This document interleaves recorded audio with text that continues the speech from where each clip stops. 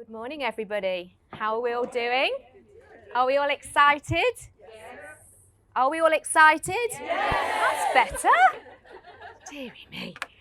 Right, okay, so some of you have met me, some of you haven't met me, but this training isn't all about me, but I just want to tell you very, very quickly for those that haven't met me before, yes, I have been in the business for 28 years. I started all those years ago because I was at a crossroads in my life. I was looking for something that was going to be able to help me to bring security into the family.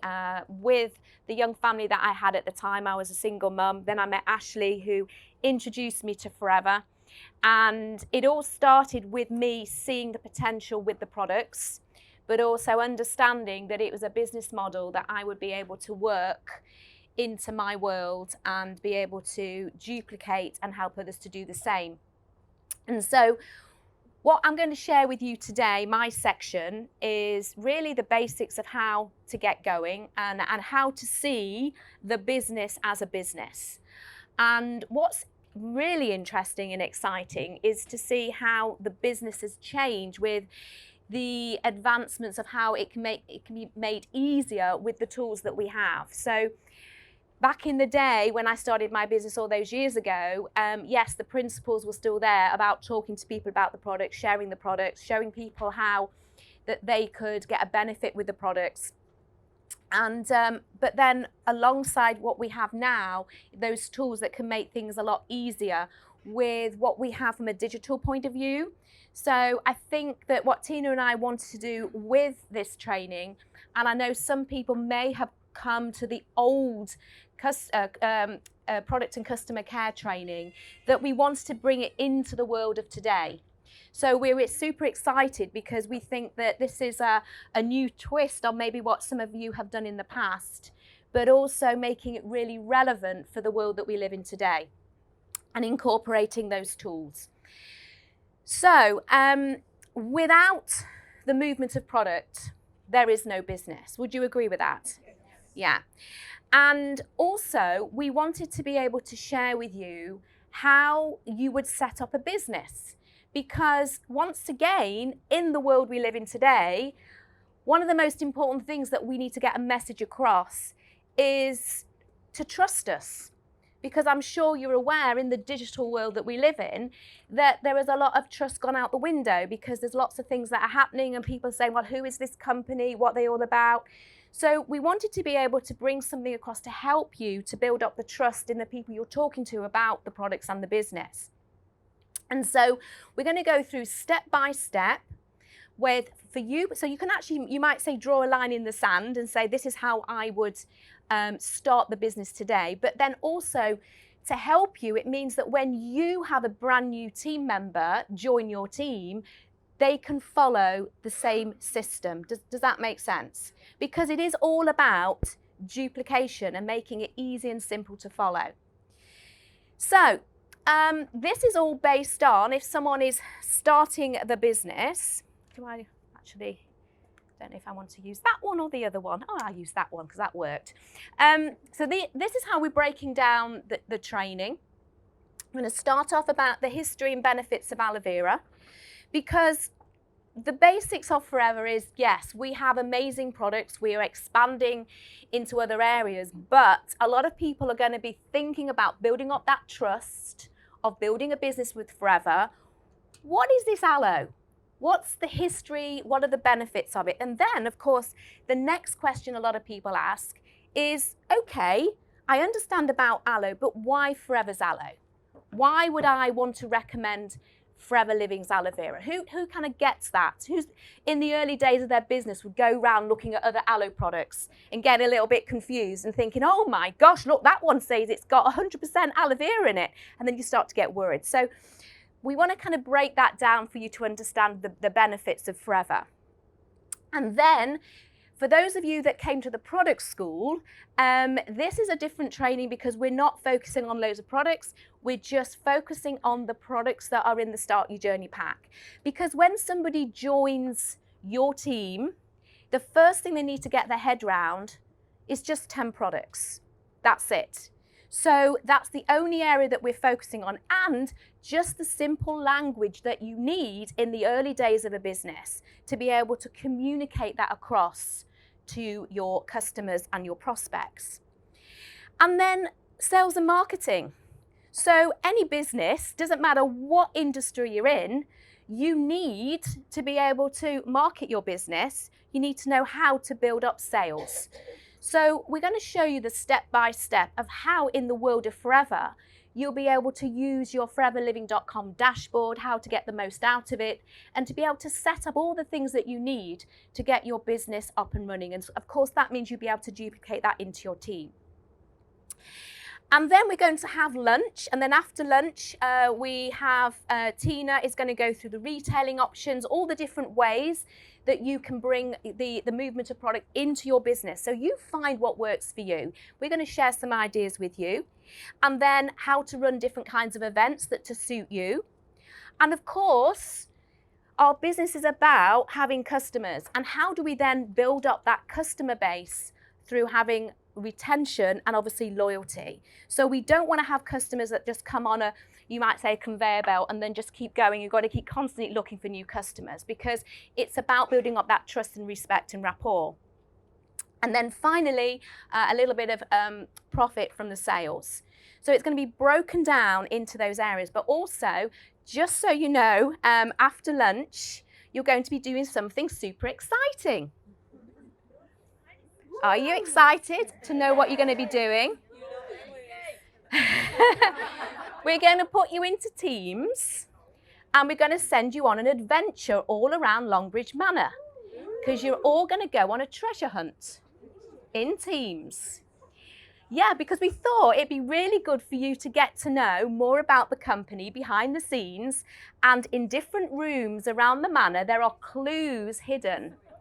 And so there's going to be a prize for the person that comes first. Okay, so yeah, so I just thought we'd get that. That's going to be happening halfway through the day.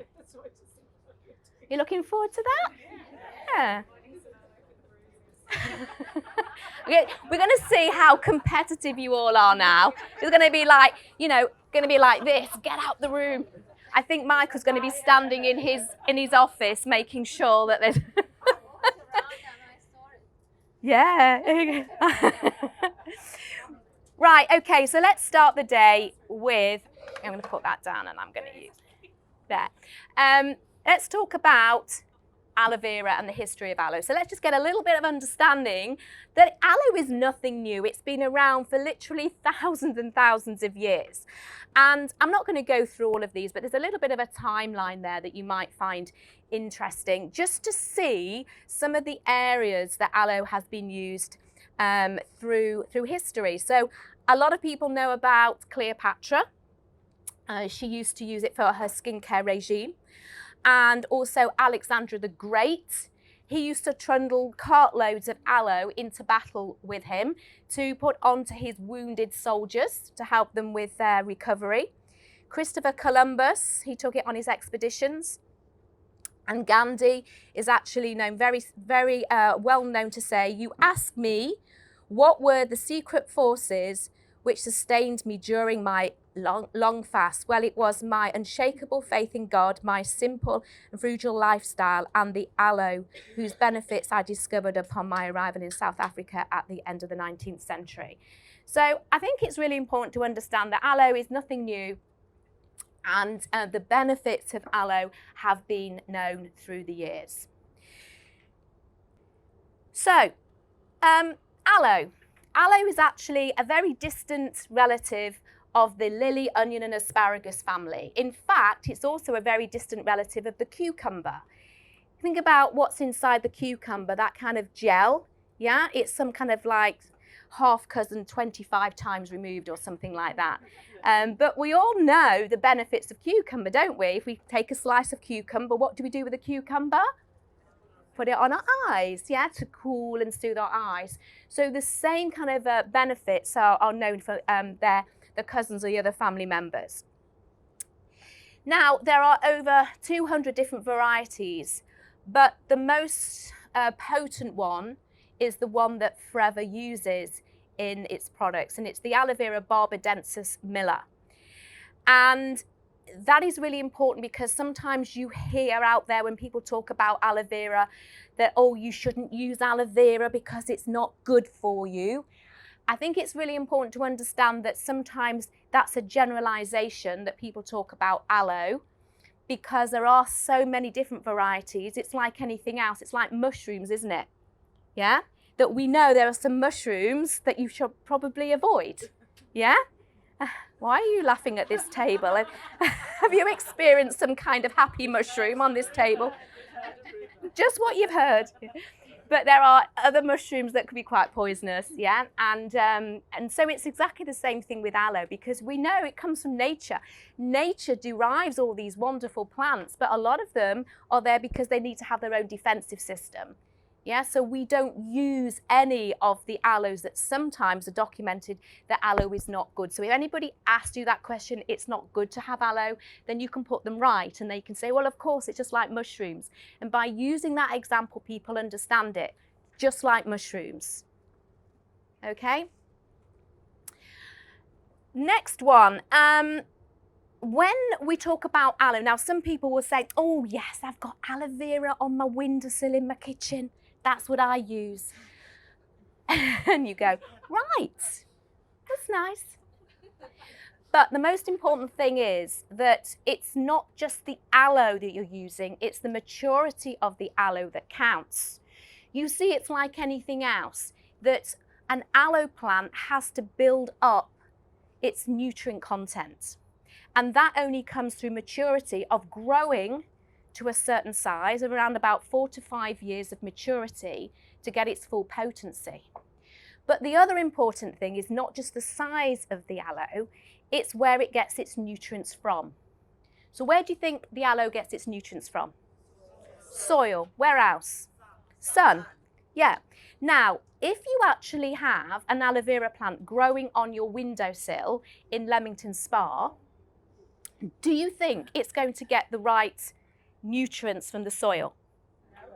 Do you think it's going to get the right amount of sunshine? Obviously not, because it's in England. And also, is it going to get the right water? Because of course, what also do you get if it rains in the water? Nutrition and minerals from rain as well. So it's a combination of all those things that are really powerful. So even though people say I take the aloe from my aloe plant on my windowsill, or I've got an aloe plant that I bought when I went to the supermarket, or I went to the garden centre, you explain the power of aloe that has been grown in the right environment. Okay, so that's sometimes, once again, it's questions that will come up. Now, this is really important, this word adaptogenic. For those of you who came to my product school, I wanted to try and get you to understand this, because aloe is super, super special, and it's because it has the ability to adapt to its environment, to what's going on around it, to what is happening to it with its stresses.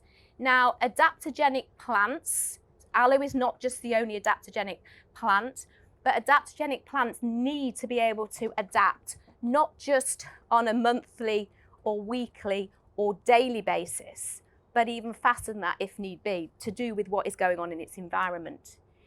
So that means that why is it that we can drink aloe and it suits the inside of our body, and we can apply aloe to our skin and it suits the outside of our body? Because if you understand about how our body is, on the outside, its protection and its level of pH is acidic. Because I think a lot of you know that our pH of our skin is 5.5 approximately. But then inside our body needs to be alkaline to be in balance. So the good alkaline level for your inside of your body is around about 7.36, which is just a little bit alkaline. So how can aloe work if you drink it or you apply it to your skin? It's because it has the ability to adapt. It's an adaptogen. And if people ask you, how does that work? We just have to trust nature. Yeah, it's one of those kind of things that people go, wow, this is amazing, but it suits the environment inside our body and suits the environment outside our body.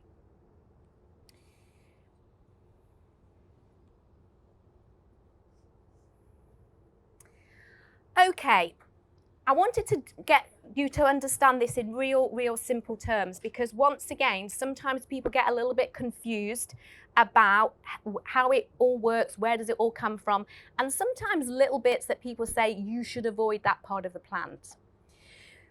But I want you to understand that each part of the plant has its own role and is really important.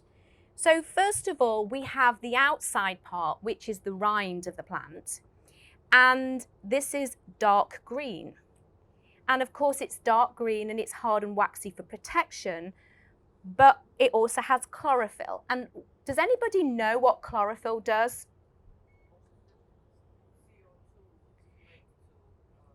That's right, it helps to manufacture, it's part of the manufacturing process. We need chlorophyll in a plant to help with manufacturing.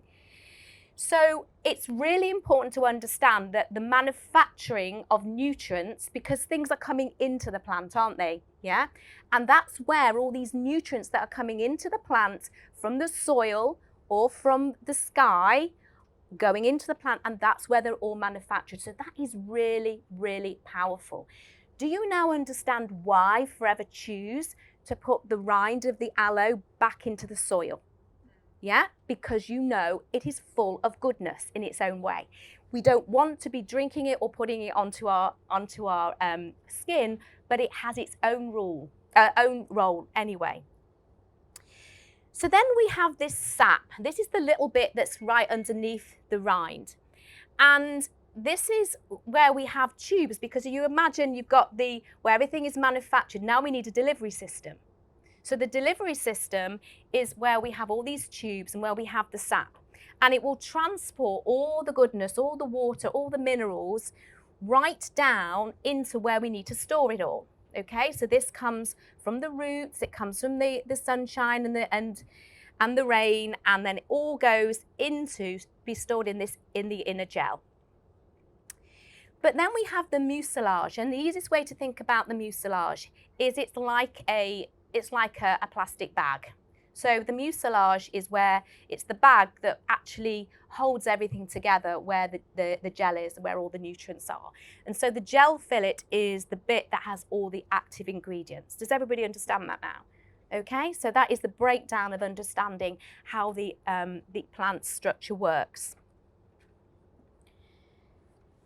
So the most important thing then is the active bit. And the active bit is this inner gel, and that's the bit that we use in all of our products. So we take the aloe product, sorry. So what is fascinating is that the aloe, and this is the Aloe barbadensis miller, because there, as I said, there's a whole variety. So we're not talking about any other plant apart from this Aloe barbadensis miller, and that's why we use it, because of the potency. But also nature has delivered a plant that has over 75 nutrients. But the power of the nutrients is the fact that they all are in perfect balance.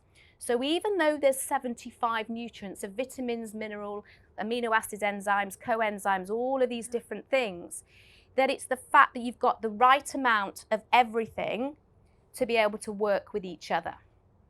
So that's where the power comes from. It's not the amount of vitamin C or the amount of B12. In fact, there's B12, but it's a tiny, tiny amount. So the easiest way I like to describe it is, who here makes cakes? Anybody bake a cake? Right. So can you tell me what are the... Just tell me, what are the main ingredients when you make a sponge cake?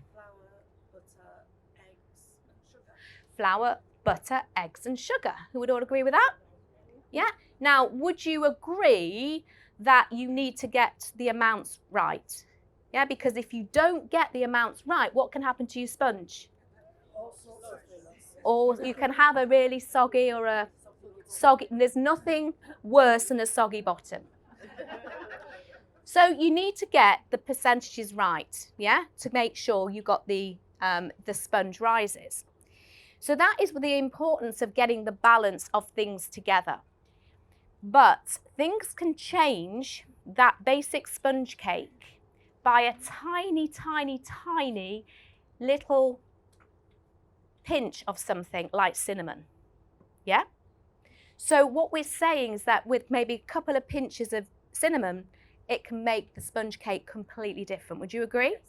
Even a drop of vanilla essence or anything else. Who agrees with that? So the important thing to understand that when you are making something like a cake, it's not the biggest amount. Sometimes the smallest amount can make the biggest difference. Yeah? So when you look at aloe vera, it's not the biggest amount that's in there. It's the synergistic effect of all the tiny bits working together to make the perfect cake, basically. Okay? So it's a really easy way to explain to people why is it that it works the way it does. One of the key things that we have in here is ace mannan. And in fact, the aloe vera barbadensis is the only one that has this ace mannan in it. And the ace mannan is one of the super ingredients that is really important for how the aloe barbadensis can help the body in so many different ways. Okay, so that's one of the understanding why we use this particular aloe. And then it also has fiber, it has plant sterol, salicylic acid, saponins. The saponins are those soapy substances. In fact, you could get the aloe gel from inside a leaf and you could mush it up like that. You could put it onto your skin and rub it and it will start to go soapy. And also we have the cleansers in there as well. Now, lignin is this cellulose substance, and it's the lignin which is super, super special. Why? It helps to take ingredients down. You're using it on your skin. We don't want nutrients to sit on the surface of our skin, do we? Because the surface of our skin is actually dead skin. We want to get it to the active part, and the active part in our skin is deep down. So we want to get all those ingredients further down into our deeper layers of the skin. So that is how all of these things together, it's the potency because they are working together in perfect balance. So we've learnt about aloe. We've learnt about why aloe. Why would you want to use aloe in your body and on your body? It's down to the fact of all these ingredients working together. But then the next question is, well, why Forever's aloe? Well, let's turn the clock right back to how Forever started all those years ago. And the gentleman you can see on the screen is Rex Morn, who actually started the company all those years ago, back in 1978. And the business started when he invited 43 people to attend its first presentation in Phoenix in Arizona. And he wanted to show a business that was there to offer the finest, healthiest products to the world to promote health and wellness, but to do it in a personal way. Okay, so that is the basics of how Forever started. That is the ethos of what Rex wanted to create right at the beginning. And I think that if we sometimes go back to that, those last few words, to do it in a personal way. That is what Forever is all about. It's about building up a customer base that is where you know your customers. They become your, you might say, VIP customers, and that they know you, you know them. And I always like to give it as an example of, imagine you've got two corner shops, yeah, on a road. Both corner shops have exactly the same products at exactly the same price. Where are you going to shop? The one that you feel more comfortable in. Would you agree with that? So there's a combination of things. It's not just about the price or the quality. It's the Forever business owner that will attract customers. And this is what it's about for you. You are all independent business owners. So your customer base will become your customer base. But how can you look after those customers? And this is something that Tina is going to help you with this afternoon. And obviously it's mirroring from what Rex wanted to get across all those years ago. So Forever's aloe vera. We have aloe that is grown in different parts of the world. In fact, our biggest areas, actually the Dominican Republic, followed by Texas. So when we look at the Dominican Republic, for the fields that we have there, we have 6,500 acres of aloe fields, and it is known to be the largest in the world. Now, when you're talking to your customers, it's really good to give them this information, because they'll understand that we do not grow our aloe on windowsills, or we don't have it in garden centres locally, because it just would not give us the potency that we need, because it's about the products working, not just having aloe on a label. So we want to make sure it's growing in an area that is going to give us all the things we need. We need the balance. We need the balance from the environment. So we got the right soil, the right temperature, the right amount of rainfall, and it's absolutely perfect growing conditions for aloe. We need to make sure aloe is in a frost-free environment, because that is the only thing that aloe can just not survive. And we're constantly giving back as well. So we're careful about our environment. We have a drip feed irrigation system. And then also, we don't use any artificial fertilizers and pesticides. In fact, one of the things that we have is 3,000 goats that are wandering around in the fields in the Dominican, and they are eating all the weeds, and they're self-fertilizing on the way, which is all good. So these are important things in the world that we live in today, which people are looking for, want to know about. Yeah, why Forever, and what is Forever doing to protect the environment? Another important thing is that when we take the leaves, they are harvested by hand. We don't use any machinery. The reason we don't use any machinery is because the machinery may actually cause a problem with or damage to the very delicate inner gel that we have inside. And then everything is done by hand. We take the leaves and they are washed and picked over. The gel is filleted by hand. And as I already said, the reason we put the outer rind back into the ground is for the fact that we've got all those important nutrients in there. And then we have this aseptic process. So I want to explain the aseptic process, because this is important to understand why Forever's aloe. Yeah, because Forever is the only company that is providing aloe that is preservative-free. Preservative-free aloe, which means that the aloe that you are getting to your end consumer is as it can be, like nature intended, because that's the best way to deliver aloe.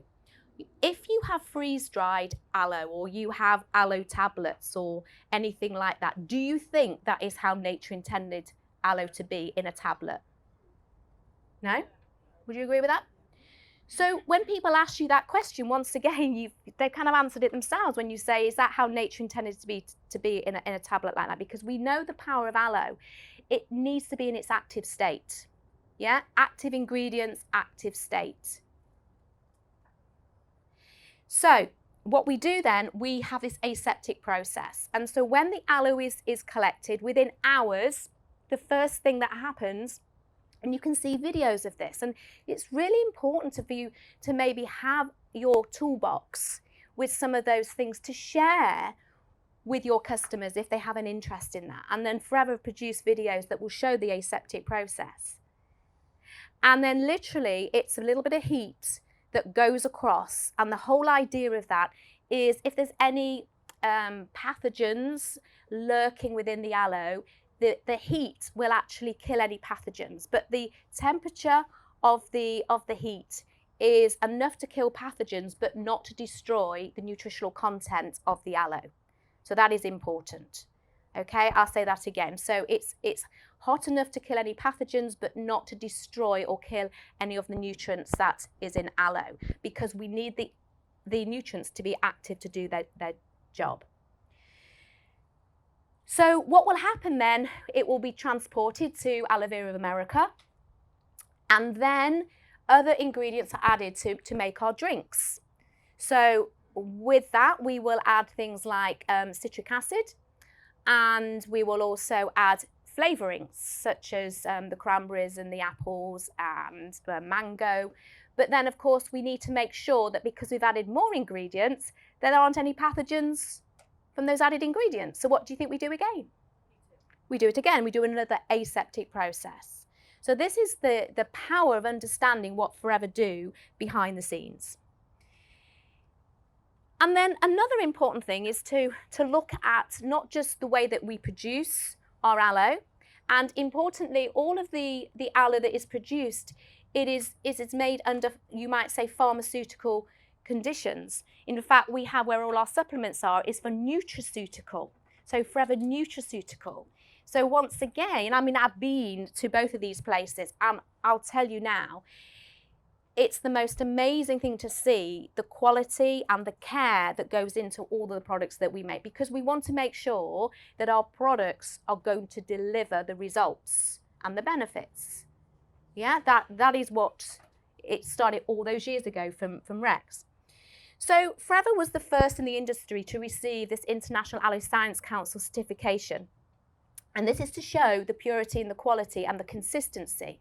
There are other companies that actually have this. So don't get worried if you want to go and check it out. Of course, there's other companies that are going to have this. We were the first in the industry. But this is also to show qualities. You know, you have to, once again, if people are looking at different aloe products, does it have this? That's one of the gauges to go with. But it also, one of the questions that comes up is to do with, especially in Europe, is to do with the amount of aloe that's in a product. So this shows that you cannot have any drink or topical product if it has a lot of aloe in it. So this is keeping it below. It shows that it's got this the amount that is allowed, because we know aloe is something that is important for the plant. It's like a little pinch of something, but it's like anything. You know what? Having a glass of red wine is quite good for you, isn't it? But having a bottle is probably not so good. So it's a little bit like that. To have some wine, to have some aloe is good for you, but to have a lot, probably not so good, because it's a little bit laxative, you know what I mean? It kind of, you'd be spending hours on the toilet. So that is one of the things that we don't want to have a lot of aloe for. So a little bit of understanding then about why you'd be wanting to use Forever's products, why the power of aloe's products. But then the next thing is, well, why would you want to drink aloe? Yeah, that's the next thing to get across. Well, when you start your business, the most important thing with your business is to drink aloe. Can anybody tell me why it's important that you drink aloe vera? Product of the product. Because how can you recommend people to drink aloe if you're not drinking aloe yourself? So it all starts with that. It all starts with understanding the biggest #1 product that Forever have. 50% of your worldwide sales is down to people drinking aloe vera. That means 50% of your sales will come from customers drinking aloe vera. And that means then it makes total sense that every day you're going to have a shot of goodness too, because that is how you marketing yourself, by becoming a product of the product. So why would you want to drink aloe? Well, here is a list of all the benefits, but remember that aloe is this super special plant that has the ability to adapt.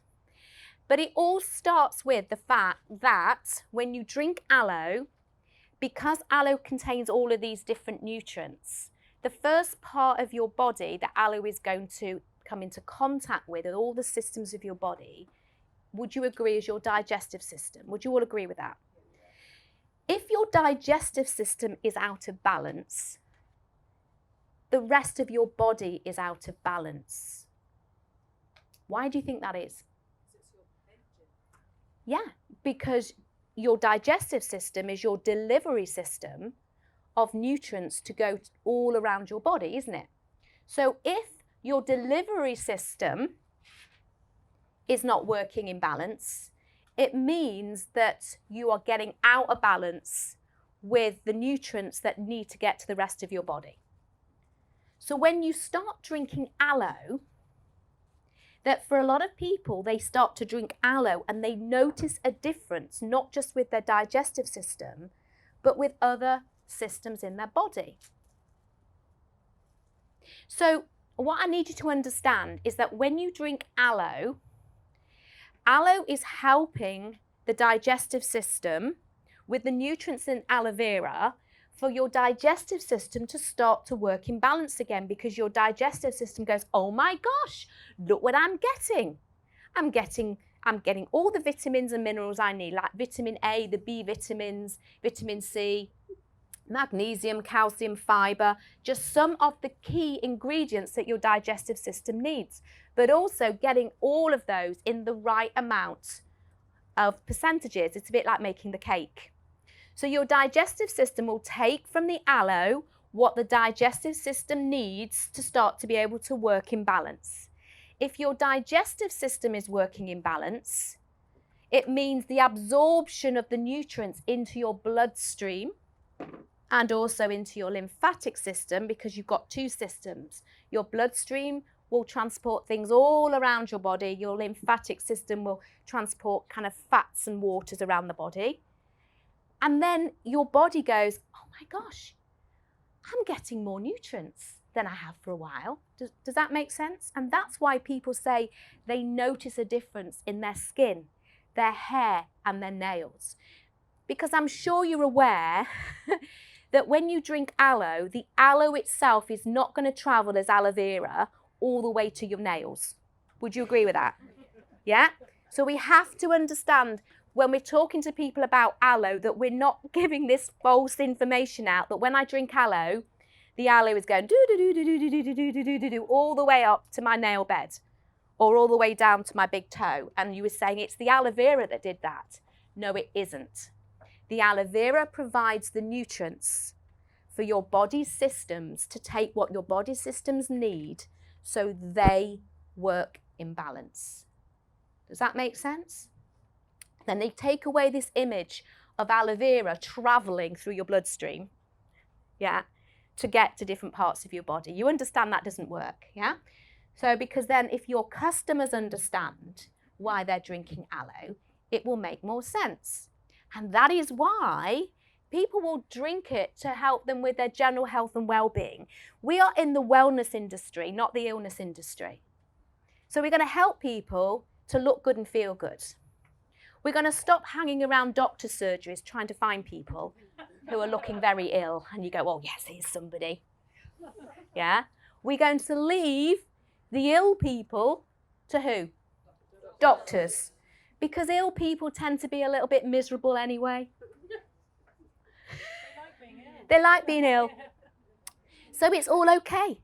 It's all okay. We are really interested in being able to help people who want to help themselves, because it makes your life a lot easier when you're actually having a conversation with somebody who wants to listen to you, who has an interest. I mean, it's like who here likes football? Well, not very many. Who here likes rugby? A few more. Who here likes tennis? A lot more. So you can see there's absolutely no point in me talking about football today because it's the wrong audience. So it's exactly the same thing. If you want to build your business, find the right audience, right? Because if people are ill, they like to get their stuff on prescription, yeah, and don't like spending money on themselves. Are you with me? So that is one of the things that you have to understand, that we can't go around, and I know I have a lot of people saying, oh, I've got this customer and she's got the something-itis. Everyone's got an itis. Have you noticed? Everyone goes around with an itis. Yeah, idolitis, yeah. They've got an itis. So someone's got an itis, and can we help them with their itis? We say, I'm so sorry to hear that person's got an itis, but I'm not going to be able to. They need to go and speak to their doctor about their itis. But what I can do, I can help that person to support their body to be the best it can be. Does that make sense? So it's like thinking about what would you give your body nutritionally to help your body to be the best it can be when it's got an itis. So it's not helping the itis, it's helping the body to be the best it can be to deal with the itis. Everybody got that? Leave the itis to the doctor. And also, to be fair, some people with these itises, they have very strange rashes in very strange places. And over the years, people have wanted to show me their rashes, which is not the best thing to be saying. Have you noticed that? Oh, let me show you this. No, thanks.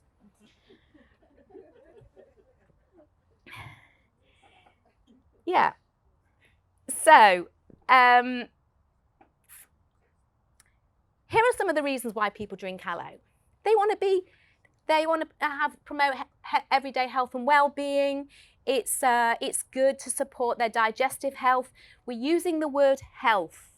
Yeah. Every time you talk about the products and supporting a system of the body, we talk about the health of that system, the immune health.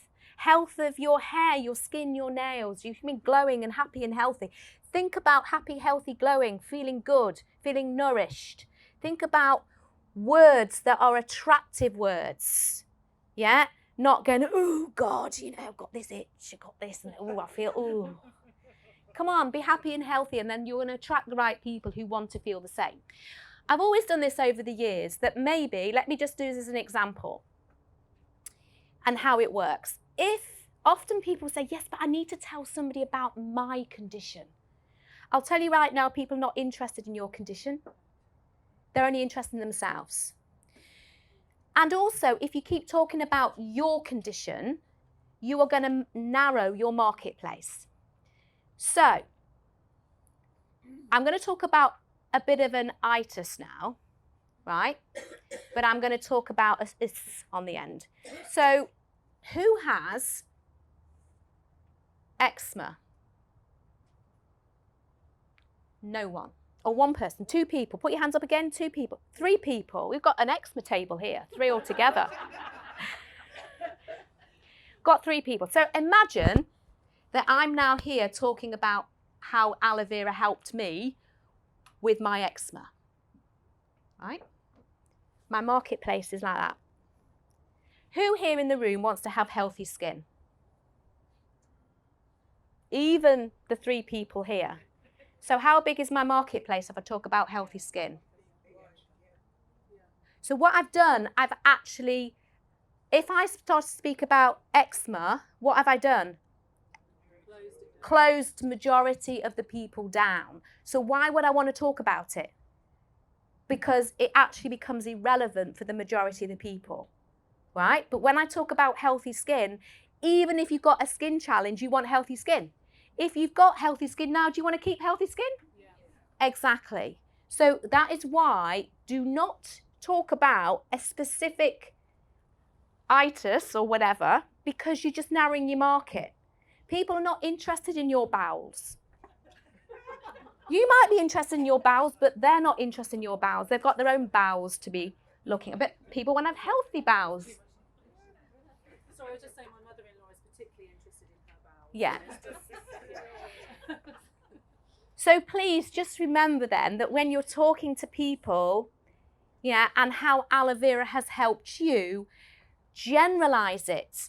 So these ladies here, how you would talk about your skin, you could talk about, I really used to have a challenge with my skin. It was really dry. It was a bit flaky. And then other people have dry, flaky skin, not necessarily because they have the same as you, but dry, flaky skin can be for anything, can't it? You're going to relate to more people. So when you're talking about products, always think about, are you making sure your marketplace is as wide as it can be by being as generic as you possibly can, or are you being too specific and shrinking it down? Right, so when we start our business, we will get a Start Your Journey pack. And the Start Your Journey pack is literally where it all starts, doesn't it? Why it's called Start Your Journey. Now, over the years, the box and the products that we have in the box has changed. And so this is the box that we have now. It doesn't mean that this is what it's going to stay like this. It can change, because as markets change, as thought processes change, we like to change with where we are, with what's going on in the world. Yeah? So what we're doing with the box is we have 10 products, but we've got duplicates. And of course, it doesn't matter when you started the business. So I'm going to look right over on this table here. And John, how many years have you been in with Forever? 30 years. So your box was very, very different when you started. Absolutely. Yeah? And the retail price. Yeah, and the retail price, I think mine was £365. So when I started with Ashley, £365 to start all those years ago. Yeah? Right? Now, if you go to other countries, I have businesses in different countries. In euros, if you go to Southern Ireland, anybody here from Southern Ireland? No, so you like they do 2 boxes there, 451 euros, 473 euros. I'm going to Greece on Thursday. I have a Greek business, that's how I know Michael. And it is around about the same. So generally speaking, when you look at starting your business with Forever in the UK, it is the only country in the Forever world that can start the business with 2 cc's for £199.75. And that is because it is a rule and a regulation with the DSA, the Direct Sales Association. Here in the UK, the DSA is in different countries around the world, but there is an old ruling that you can't spend more than £200 in your first 7 days. And that is why Forever have always said someone can join and start as an assistant supervisor. And what we had to do all those years ago, we bought the products at retail price. So we had to be a retail customer, yeah, and then because we became a retail customer and bought 2 case credits at retail, we could then become an assistant supervisor. That's how it worked, wasn't it? And we used to write with a pen on a piece of paper. Can you remember those days? Yeah. Yeah. There were no mobile phones. It was all very manual. So when you are thinking about the business opportunity and you think, hang on a minute, what is somebody joining with? When you join, you are not paying to join Forever, right? You're not paying a joining fee.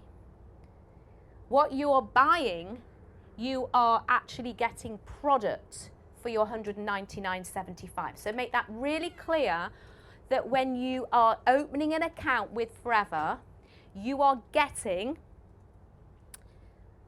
with just under £200, products that have a retail value of £295. Another thing is that, yes, you are getting an international business license. I want you to think about that now. In another world, how much would it cost to open a business, a global business, to get all the paperwork in place? Anybody got another business outside Forever that's gone through all of that? Yeah.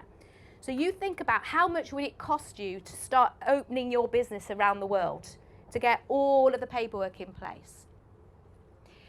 And then the other interesting thing is you get an online store. Now this online store will give you the opportunity to operate and have an online store in different countries. If you wanted to set that up in a general business, how much would that cost? Thousands. In fact, tens of thousands. To have something set up that you've got warehouses in lots of countries around the world. Yeah? To have product in all those warehouses. Anybody here know how much just a general website would cost? £800 is a cheap one. Anybody else? Thousands. But not just the website, we're talking about the whole business structure. Can you imagine that? So when you're talking to people about this, get them to see, yeah, get to see that what they're getting in a bigger way than just thinking about 199.75. Are you with me? So go through that. Ask them the question. Ask them the question. How much do you think it would cost to open a website? Do a website. Get someone to do a website. They may know that anyway because they've already had a website done and it's cost them 1,000, 2,000. How much do you think it would cost you to set up an infrastructure of warehouses all around the world and have product in those warehouses? Hundreds of thousands. So what are they getting? They're getting a box with £295 worth of product at retail for £199.75, and all those things would cost thousands anyway. Yeah? So get them to see that. So the reason that we have the products is that, here's a tip. I like giving tips. When you've got a new team member, and maybe you're sitting with them and going through the products, which is a good idea, or however you decide to do it, or you're doing a Zoom or whatever, you say you've got 2 sets of products. Some that you can use yourself, and it's important that you use them and you brand swap. And you brand swap because it's about using the products so they understand about the products. And if I'm with somebody, I want to tell them about the products, but what I do, I open them all up as I'm talking about them. I take the seals off. I say, oh, let's talk about this one. Let's get the plain gel. So let's open that one. Let's try that one. Can you see that tastes like gravy? Why do you think I'm opening it? Because if you don't open them, they're not going to use them. Right? And then you go, oh, now let's open this one. This is the Propolis cream. Try this one. And notice the difference between that one. So you open the products, because then they, instead, put them around your home, start using them. So what do you do with the other set? That is up to you. You can either decide to retail it, or what Tina is going to do is explain what to do with the other set. Because you can actually, if you get these products working for you, I want you to think logically now. If you get these working for you as testers, yeah, what's that going to bring in anyway? Sales. So don't think you've got to sell those. I'd use them as a business tool to make more money. Does that make sense? Because people can still buy them, so you're using them, and then Tina's going to talk about how you'd use these as a business tool to make more money. Now think about it for a moment. If you got these products and you were actually using those as a business tool, someone joined your business at 2 cc's. And then if you get them using these products, not selling those products, so this is just another thought process, you can do whatever you want, because if you sell those products, how many cc's have you got? 2 cc's. But if you get those working for you and you sell from those, that new person could have 3 cc's or 4 cc's. Does that make sense? It's going to bring more cc's in rather than just, because you're going to get your money back anyway if you're using this as a tool to bring money in by selling from your shop. Does everybody get that? So it's up to you. It's your business. You can do what you want. So the other thing I want to talk about is what you get in your business pack. Now, I've only got one hand that I can use, so I need to have an able assistant. Here we go. Thank you very much. So let's have a look what we've got in here, because it's also really important to understand what you have. A lot of people don't think about the literature pack and how much this is worth. You get this for free. Yeah? So I want you to think about that as well when you're talking to your new business. Isn't it hot up here? It's hot here. It's very hot. Yeah. Right. Where do you want to start? Should we start with this one? Yep. So we got lots of information. Now, it depends what somebody wants, but the first thing is obviously the price list. Does everybody know how this works? No. No. Who doesn't know how it works? Okay. So thank you for saying that, because often people just think that people do know how it works. When you've got a brand new person, please explain how the price list works. Explain one price is your retail price, the full retail price. The one in the middle is when you have 5% off. That is if someone joins as a preferred customer, which Tina will be talking about later about preferred customers and the benefit of having preferred customers. And then the one on the far side, it's with 30% off. So when you have a brand new person, they can see what it's costing them with 30% off. Okay?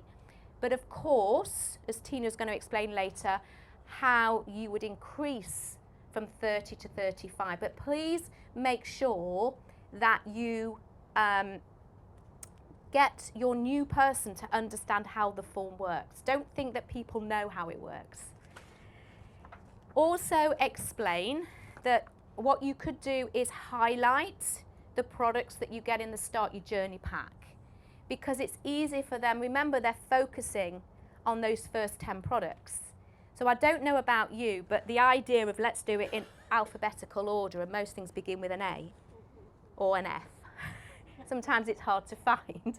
So just highlight those 10 and make it easier for the new person to find the 10 that they're focusing on. Thank you. Don't worry if you don't have to put it all back, just right. And then we have our Welcome to Forever. Now, I'm not doing a business training today, so I'm not touching the first steps to manager. That would probably happen yesterday. But then also go through the welcome book, explain, because the important pages that they need to know. But it's the first things.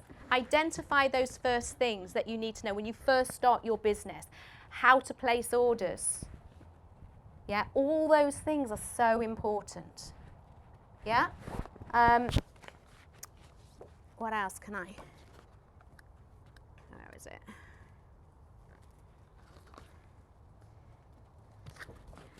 Placing orders. Because remember, they're using the products, they're sharing the products, they want to know what happens to get orders. All right? So just focus on their first few weeks on getting things up and running without overloading people. Yeah? Thank you. And then, of course, you get product brochures. What else have we got? We've got these cards, and these cards are brilliant because one of the things you can do with these cards when you first start, that you can literally stand one of the products with, let's say, the Propolis cream card. So if someone's a little bit worried about talking about the products, then literally put the Propolis cream with the card with the words of the Propolis cream beside the product. And that's how I used to help people to get their business up and running in the early days, because they just were too scared to talk about the product. So you can do that. And if you're doing events at a distance, that can also help because the card's there and people can actually read the information themselves and try the product. So that's another thing that you can do. You don't have to use these cards as doing an event. Okay, you can use them as just a sales aid. What we got here? This is the product manual. Now this one here is for people that want to know more information. I call them the fast facts. Now I'm going to go through some information about all the products in the box, but there is I'm going to get there is a link of a new brochure, e-brochure, that you can send people the link for, and if they want to know the fast facts about products, let that link, it's like an e-brochure, do the work for you. Don't think you've got to know all of this. Some people want to know exactly all the information, the size of the tube. Yeah, so let that do the work. These are the retail prices. This is the customer order form, so this doesn't have the wholesale prices in. So make sure you're not giving someone the wholesale prices.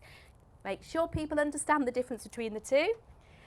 Receipt pad. Now the receipt pad is really important because with the receipt pad, if someone buys a product, we offer a 60-day money-back guarantee. Now what you do is you give somebody the receipt for the product that they have bought, and if they're not happy with the product in any shape or form, even if they don't like the container because it doesn't match their bathroom, they're entitled to get all their money back. And that is the power of who Forever are and what they stand for. Now how it works is that to get money back on that product, You would give, if someone's not happy for any shape or form, you would reimburse them with what they've spent on the product. They would give you the receipt because they've got the product, and they can give you a full container, an empty container, or just the lid. You need to have something. And then you can return it to head office. And the way it works is that you have like 90 days. So your customer has 60 days, but you may have bought it beforehand. As long as the company can see that Freedom or that propolis cream, or there was a Freedom or propolis on your order within 90 days, you would have a new product returned for you to then sell on. Does everybody get that? So you have a 90-day window as a forever business owner, and your customer has a 60-day window to return that product. That just gives you that flexibility. Otherwise it'd be too tight. So make sure that you've given a receipt for a product, so then you can return it. Information about the business. So these are great little flyers that you can use talking about the business. Then everybody that has a bottle of the Freedom even would get one of those, including the ones in the Tetra. Product information. Sorry, I'm just chucking everything on the floor. And the marine collagen. Okay, so go through what's actually in the literature with people. Don't just, otherwise it will stay in that yellow because they don't know what to do with it. Okay, so it's really important that you identify that.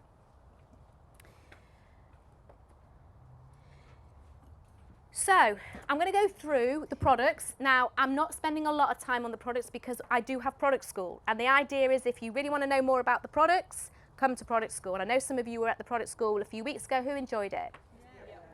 Yeah, so please tell people to come to the next one. I haven't got the dates yet, but the idea is that people will get to know the first 10 products from there, start your journey, and then product school to know more in depth. And then they can start to personalise and specialise what area they want to go in their business. But to take all the fear away, we just get good with 10 products. So what I suggest to you, if you're fairly new in the business, just get really good with 10 products. Yeah, know that product inside out, back to front, what it tastes like, what it smells like, what it feels like, because then that's going to give you the confidence. So I'm just going to give you a few key points, because when you're talking to people about the products, they don't want to know about the polysaccharide chains in aloe vera, right? They want to know the benefits and results. Benefits and results. So focus on that. So here are some of the things that you can share. Now, we can talk about aloe vera drinking gel has 99.7% aloe vera, but with a customer, they're not really interested in that. What do you think the first thing is people want to know about aloe? What does it taste like? I've done events where I'll say to people, have you ever drank aloe before? Oh, no, oh, no, I've heard that it's a bit, ugh. And I'll tell you what, I've got a treat for you. I'm going to give you some shots of aloe. Do you want to try some? And they'll go, oh, come on, try some. And all they're doing is that when they're tasting the aloe, they're trying to work out if they could drink it. Because once people have made a decision, oh, yeah, oh, I could drink that one. Have you noticed that? That's what they say. They go, oh, no, I couldn't drink that one. It's a bit like wine tasting, right? Once people know they can drink aloe, they want to know about it. Right? So reverse it round and get people to try the products first. That's why it's the power. Our product's about getting it in people and on people. The product does the work for you. Yeah? But then you say, now this one tastes a little bit like grapefruit juice. It's a bit sharp. It has the highest amount of aloe. Now people might say, oh, how much is that then? So you know the amount. It doesn't matter. Don't think I've got to learn all my percentages. No, just let them try the product. And then, so why would people drink aloe? Well, most people I know, they want to have great skin, hair and nails. They want a good, strong immune system, digestive system. They don't want to be tired. In fact, most people, they want to be the best that they can be. And that's why people choose to have a shot of aloe every day, because aloe vera contains a whole cocktail of nutrients. And the nutrients in aloe vera support your body in the areas I've mentioned to be in balance. You've heard me say that over and over and over and over again. If you can learn that, yeah, that's what you just keep saying. Over and over. It's a bit like doing your 2 times table, your 3 times table. Can you remember doing all that? Yeah? I went to a Catholic school. I had to learn the Hail Mary, the Our Father, all those kind of things. Yeah. Same thing, isn't it? And doesn't it stay with you? Yeah. I did Chaucer at school. I also did Shakespeare. The quality of mercy is not strained. It droppeth like the gentle rain from heaven. I can remember that when I was 16. These things stick in your head. You're in forever now. That sticks in your head. Simple. Keep practicing on the dog, the budgie, the next door neighbour, the cat, whoever wants to listen to you. Most people I know. All right? So, talk about, people want to know, well, how much would I drink? When can I have it? Those are the things people want to know, the practicalities of drinking aloe. Yeah, keep it in the fridge, all those things, tell them about that. And then, if that's a little bit too kind of like sharp for you, we have one that has a bit of a sweeter taste. It's a bit fruity. In fact, kids like it. Yeah? Or wimps. And what's quite fascinating is that sometimes people try this one, they go, oh, you know what, I actually prefer the other one. Or they say, what's the difference in aloe between these two? That's when people kind of go, actually, I think I'd rather have the other one, it's got more aloe in it. And then you say, well, you can add it, you know, you can plate the plain gel, you can add it to fruit juice if you want. So please remember, the addition of cranberries and apples in here is so tiny that it's only in there for palatability. It's not in there as a nutritional addition. It's not enough cranberries and apples to have an effect. All right? So don't say, well, you drink this one if it's for that part of your body, and you drink that one if it's for that part of your body. No, it doesn't matter. It's all palatability. And if you prefer something that's sweeter, it's the peaches, or the mango is sweet and smooth. Yeah?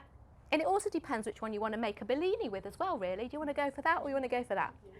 So what I'm saying is, don't get caught up in thinking you've got to be too prescriptive, because we're not talking about medication, right?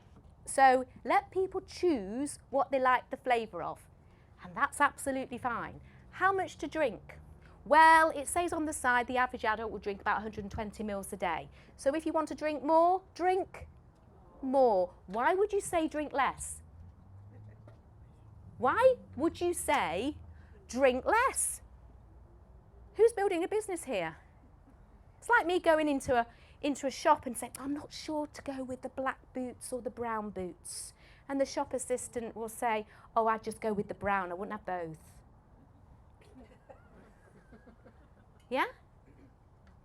In fact, the person that would say have the black boots and the brown boots would be my husband, because he'd say, oh yeah, treat yourself, have both. Do you see what I mean? So when people say, how much do I drink? Go with the average, 120. But hey, it's plant juice full of nutrients. If you want to drink more because your body will thank you for it. That's it. Don't go, well, you know, start with 10 mil. And then have 10 mil the next day. And if everything's fine, then you can go to 20. Then you can go to 30. It sounds like you're taking drugs. Yeah? Why is it okay to drink lots of aloe? Because what do people do on the DX4 or the C9? They drink 330 ml all in one go. So why are people going, oh, eke it out?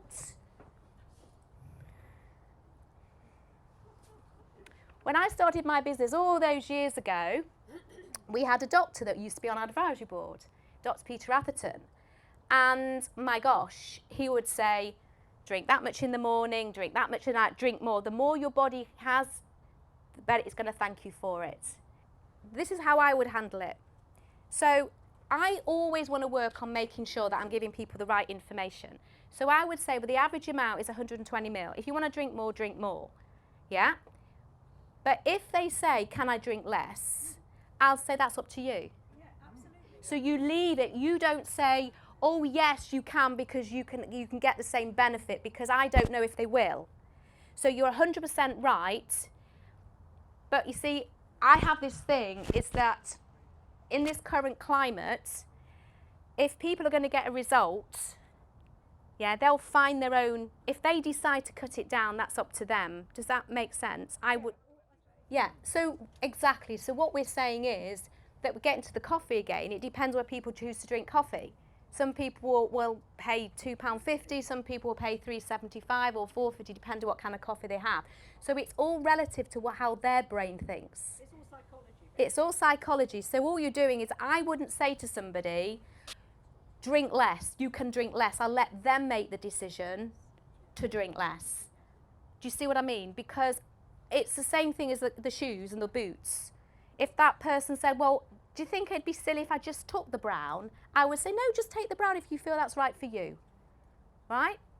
But if I was in business, I would definitely be saying, well, why not treat yourself? Because that's what you do, don't you? But let the person make the decision. Because the last thing I would want is to say to somebody, you could drink 60 mils, and then they don't get a result, because what will happen? They'll stop and say this doesn't work, and then they'll badmouth it. But if that person chooses to reduce it down, it's up to them. And that's 100% right. But I wouldn't go round necessarily saying, oh, it says 120 on the side, but you know what, drink less. I would go with 120, and if they say, could I drink less? I said, that's your choice if you want to. You'll find what works for you. Yeah, and also I think the word you're using, I think it's your shot of aloe. Yeah. And how much that shot means to them Yeah. is left up to them Yeah. to decide. Yeah. Absolutely. And I think as well is that one of the things I've always done is made sure that I get people drinking aloe and don't overload them with thinking they've got to take loads of supplements as well, because often their shot of aloe is all they need to feel a difference. And I would rather people put their money into having aloe, a shot of aloe every day, than thinking they need to have that and a load of supplements, because it's the aloe supporting the digestive system to be in balance first. And that can have a knock-on effect. So that's why I always say, if someone's interested in their skin health, I'll say, well, why don't you start drinking aloe first? See how that's going to work. Yeah, because people will go, oh my gosh, I noticed a difference in my skin, but also I noticed that my hair was better. And you know what? My digestive system's calmed down. So I go, isn't that amazing? From one shot of aloe every day, it's helped and supported your body in 3 different ways. So sometimes with that, it's a very cost-effective way to support all the body. Yeah? Everybody got that? Okay. Right. Okay, so we've got some topicals, and to keep it really, really simple, aloe is an adaptogen, and what we have in here, we have what's called our cosmetic aloe. So the cosmetic aloe has not been done aseptically. Okay, it's been done in a different way. So we take the gel from inside the leaf, we take it in these big vats, and it is taken to Aloe Vera of America, where other ingredients are added to it to stabilize it, because remember, this is different. This is in a tube, and you're going to keep opening the tube, and you're going to get air to it, so it needs to be protected in a different way. So when you have your topical aloes, they contain preservatives. And these preservatives, as you can see on here, are potassium sorbate and sodium benzoate. And these are derived from natural berries. So people may ask you, oh, what's that? Now remember, we need to make sure the aloe is still active. So all of the ingredients that we put in our products, the most important part is to make sure the aloe will still do its job. So we can't put anything into the product that may have an effect to stop the ingredients being active. Does that make sense? So people may ask, oh, what's this strange ingredient? Yeah, it's supporting the aloe to keep it active, and we also need to put stuff in to preserve it from going off, to stop bacteria and mold and things growing in a product. And that's why we have to put in preservatives, and these are derived from berries. This can be used on anything where you want cooling and soothing. It's very, very multi-purpose. It's like the gel from inside the leaf, but rather than carrying a leaf round in your handbag or your briefcase or wherever, yeah, you've got this ready to go. And you can use it, remember, because it has a license to be applied topically, yeah, you need to make sure that you're telling people to use it topically. What you decide to do in your own house is up to you, wherever you want to put it, all right? But we need to tell people how, because it's the cosmetic aloe, it has a different license. And you can see we have these all the way through our topicals. So this is the gel from inside the leaf just for kind of cooling and soothing any irritations. You've got a list of things there. All of these topicals all have this derma test. So this derma test is showing the excellence for the quality of the product, and it's been shown to be safe to use on skin of obviously all kinds of skin, especially sensitive skin. So this is a really powerful logo that you can share with people. So the great thing about aloe, because it is an adaptogen, aloe suits all skin types. So this is a great general moisturizer for the face. You can use it on your hands, you can use it on your body if you want to. It's absolutely fantastic as using as a primer for your makeup. Ashley uses this every day as his general moisturizer. There's a few tips on there. If you want to create a very like a tinted moisturizer, you take the moisturizing lotion and put a little bit of your favorite foundation in there if you want to, whether it is a cream foundation or a powder foundation, you can add that in just to give it as a tinted moisturizer. This is a great little product that is been designed for using on the lips, funnily enough. And it's one of those products that I found that people go, oh my gosh, it's the best lip balm that I've ever found. And I've had people come up and buy boxes of this from me when I've been at events. So people absolutely love it because it is nourishing and protecting the lips, and it is a great product that you can use all year round. So in the sun right through to skiing. Yeah, so whatever you want to use, and it's great to put in school bags, into briefcases, in your handbag. Just take it everywhere. So it's a great little product that you can use for lots and lots of different things. And then we have our Aloe Avocado Face and Body Soap. This has become a product that people really love because I actually recommend it for people who are going away on holiday. If you're going away on holiday and you don't want to take your body lotions and your shower gels and all those kind of things, and then you're going to be staying in a hotel and you're not sure what you're going to be washing your body with. I don't know about you, but that's when I notice that my skin starts to go dry, when I start using other products, when I start using contraband. What's great about this is that you can, and I've actually got people who have travel agents, independent travel agents. They use this as their little giveaway, and when they get a new client, so they can put it into one of those little plastic containers, yeah, and a little gift as a thank you for becoming a client of mine in the travel agency, so they can use that if you're going away for a weekend. It's fantastic because you can use this as your cleanser. You can use it as your, it goes really, really creamy, so you can use it in the shower or the bath, and guys can also use it if they are wet shaving as well, so it becomes really, really multi-purpose. So all of these products are things that you can start to use around the home. Anybody here got teeth? Anyone hasn't got teeth but got gums? Yeah?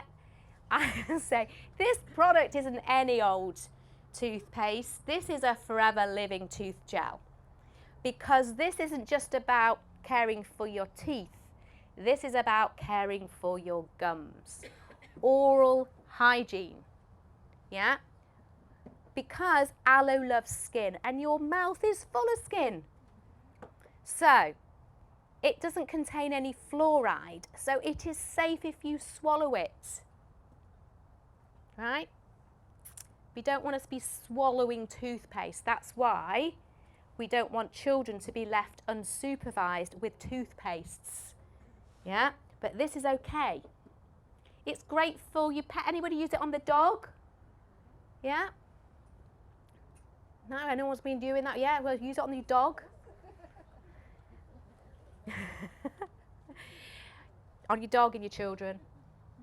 It's absolutely fantastic for using alongside, if you need to use it alongside a fluoride mouthwash or a toothpaste, because your dentist has suggested that, then you use one in the morning and one at night just to keep them separate. But this is fantastic. It's one of our best-selling products, and people say their mouth feels fresh all day. Great product. And then we have our Forever Light Ultra. Now what is great about this, it's not on there, is it? Well, the Forever Light Ultra, just imagine it is here. So the Forever Light Ultra, when people are having it in their Start Your Journey pack, I actually promote it as a product that's going to give you 50% of your recommended daily intake of nutrients. So it's a great way to give your body vitamins and minerals, because you might find people say, well, why should I start taking that, because I don't normally take shakes. So this is a great product to suggest as a liquid supplement. Yeah, you can have it as a shake if you want to, or as a smoothie. You can put it sprinkle it into your porridge, or you can make pancakes with it, all those different kind of things. However, get people to start taking it and experimenting with it as a way to get all their nutrients into their body. Anybody got armpits? Perfect. For all those people that have armpits, we have a product for you. This is our aloe deodorant. And the smell of it is very neutral, so it suits everybody. It's a long-lasting stick. And how it works is aloe vera has an ability to deal with balancing bacteria. So what causes the smell in your body? Bacteria. So how it works is balancing the body so there's less bacteria, which causes the pong. Yeah? But we also need our body to breathe, because our skin is our third lung, it needs to breathe. The last thing we want to be doing is spraying antiperspirant under our arms, because antiperspirant stops you doing what? Sweating and breathing. Yeah? And if we're not sweating, where are all the toxins going? Staying in our body. Yeah? But we also don't want to have a natural process that's going to be embarrassing or uncomfortable. So it really does control your body. So it's an absolutely fantastic product. And if you haven't tried it, I suggest you do. So of course, you know, share customer reviews. Share customer reviews with people, because that's really important, that it's not just about what you're saying. Here's just a selection of customer reviews. Where do you get the customer reviews from? Use the website. So all you need to do is go to foreverliving.com's website, go to your shop, and a product that you are talking to somebody about, go into the review section of that product and take the reviews.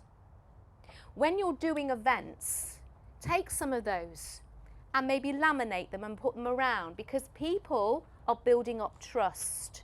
They want to use information from other people. That's why people go on things like TripAdvisor, Trustpilot, all those different things. And so they're not just listening to you, they're listening to feedback from others. So you've got a tool there that can help you and work for you. If you want to put it in your mouth, you can put it in your mouth. And you can use it in your mouth if you want to use it. But from a marketing point of view, what I mean by you can talk about it, but don't put it in writing, as in put it in a blog or on social media or anything where you're actually saying put aloe vera jelly in your mouth, because it doesn't have a license. The license is a topical product. So I'll give you an example. Is if you take makeup and you decide that you want to, this is how it works, guys. This, you know, to understand consumer and everything, is that if you put makeup on and you decide that you want to put blusher as eyeshadow, right? That's your choice. But the company that does the blusher cannot say use blusher as an eyeshadow unless it has been passed that you can use it as an eyeshadow as well. The reason why is because the colours that are in the blusher have been passed to be safe to use here, but may not be safe to use around the eyes, because you have mucous membranes around the eyes and you could absorb colours into your eyes that may not be safe to take into your body. Does that make sense? So that is why when you are, if a makeup artist or yourself decides to buy a blusher and you're saying to your friend, oh, I just put the blusher on my eyes as well, I find it's a really good colour, that's absolutely fine. But the company who makes that blusher cannot say, put it around your eyes, because it hasn't got a licence for the colours around the eyes. Yeah? I hope everybody gets that. So, you know, what you want to do with the product is up to you. Yeah, but we can't market it as that. It's the same thing as the shake. So the Forever Light Ultra Shake is classed as a weight management product. And because it's classed as a weight management product in that category of weight management, we can't say that it's all right for children to take it as a shake, because a weight management product is for adults of 18 and over.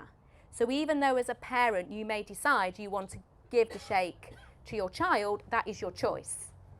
I think you also get it, I always use the example of Coca-Cola, that Coca-Cola contains high sugar and caffeine, so it is an adult's drink. But if a parent decides they want to give their children Coca-Cola, and how many parents buy Coca-Cola and give it to their kids? Yeah, you see kids, don't you, all sitting outside in the summer all drinking Coca-Cola with ice, and that's up to the parents to do that. But Coca-Cola cannot advertise that. You never see a child drinking Coca-Cola in one of their adverts. Does everybody get that? So by doing all of this, it's showing that you're a professional, you understand what we can and we can't do. But if you want to do that, that's your choice. Yeah?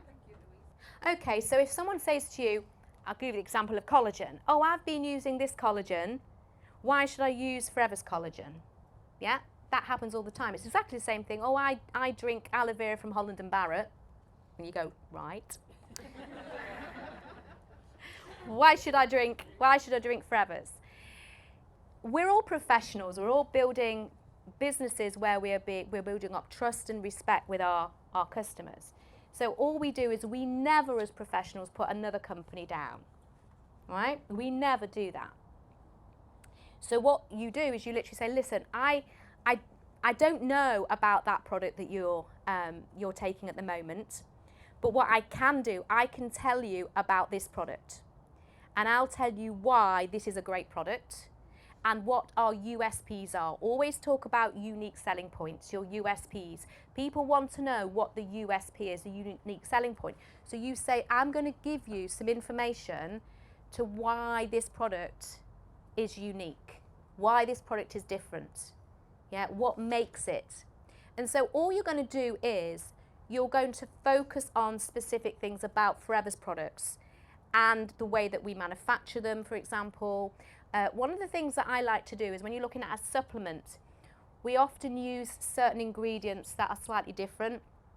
I was talking to a optician the other day when you saw me.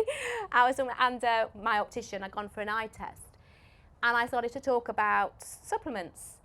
And I said, oh, well, the difference between what we do with our lutein and zeaxanthin, I don't know about that product you've got on your shelf, yeah? But I can tell you about this lutein and zeaxanthin. This is a special lutein and zeaxanthin because this is Lutamax 2020. It's a special clinically studied lutein and zeaxanthin, yeah?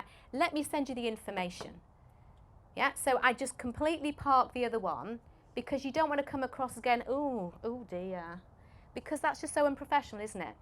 But what you should be grateful for is the fact that that person's showing an interest. They're already into nutrition or well-being, and they want to know out of curiosity.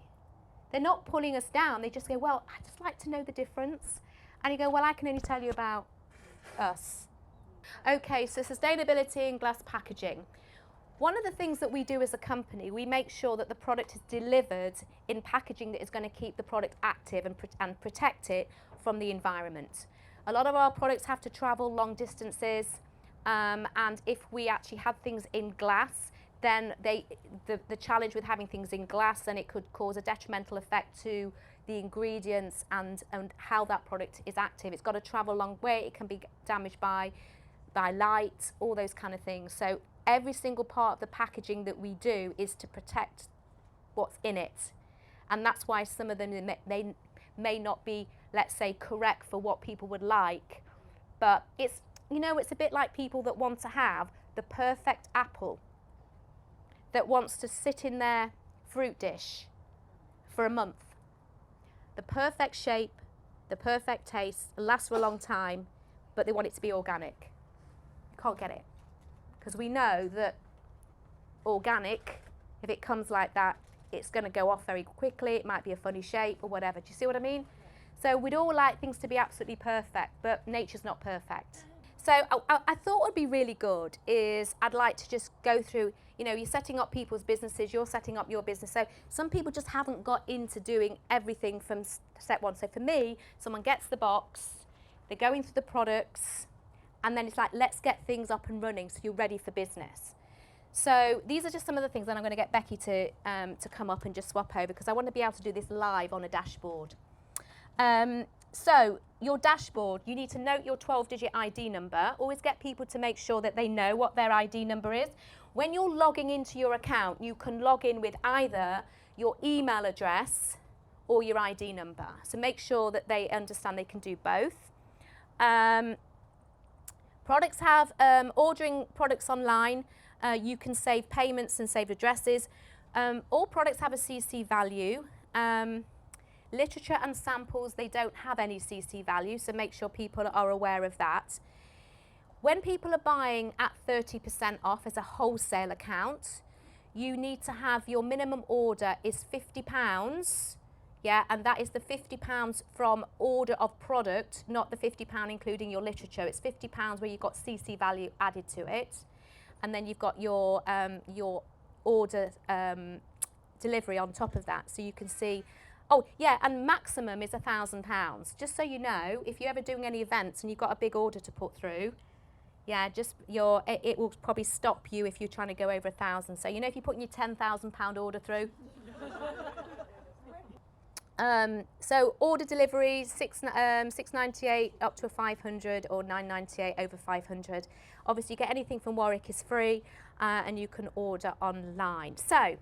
Okay, so logos on products. Yeah, so exactly that. Why are certain products not got all the logos on? Because those logos, Leaping Bunny doesn't account for all the countries around the world. That's why our products don't say or have the organic soil on ours, because the products are not manufactured in the UK, where you only get that soil logo if a product has come from the UK. So if you had to go through all the different logos for 160 countries, I don't know about you, but that tube of aloe vera jelly's not got enough space to put all the logos for the 160 countries what Leaping Bunny would be equivalent to in Outer Mongolia.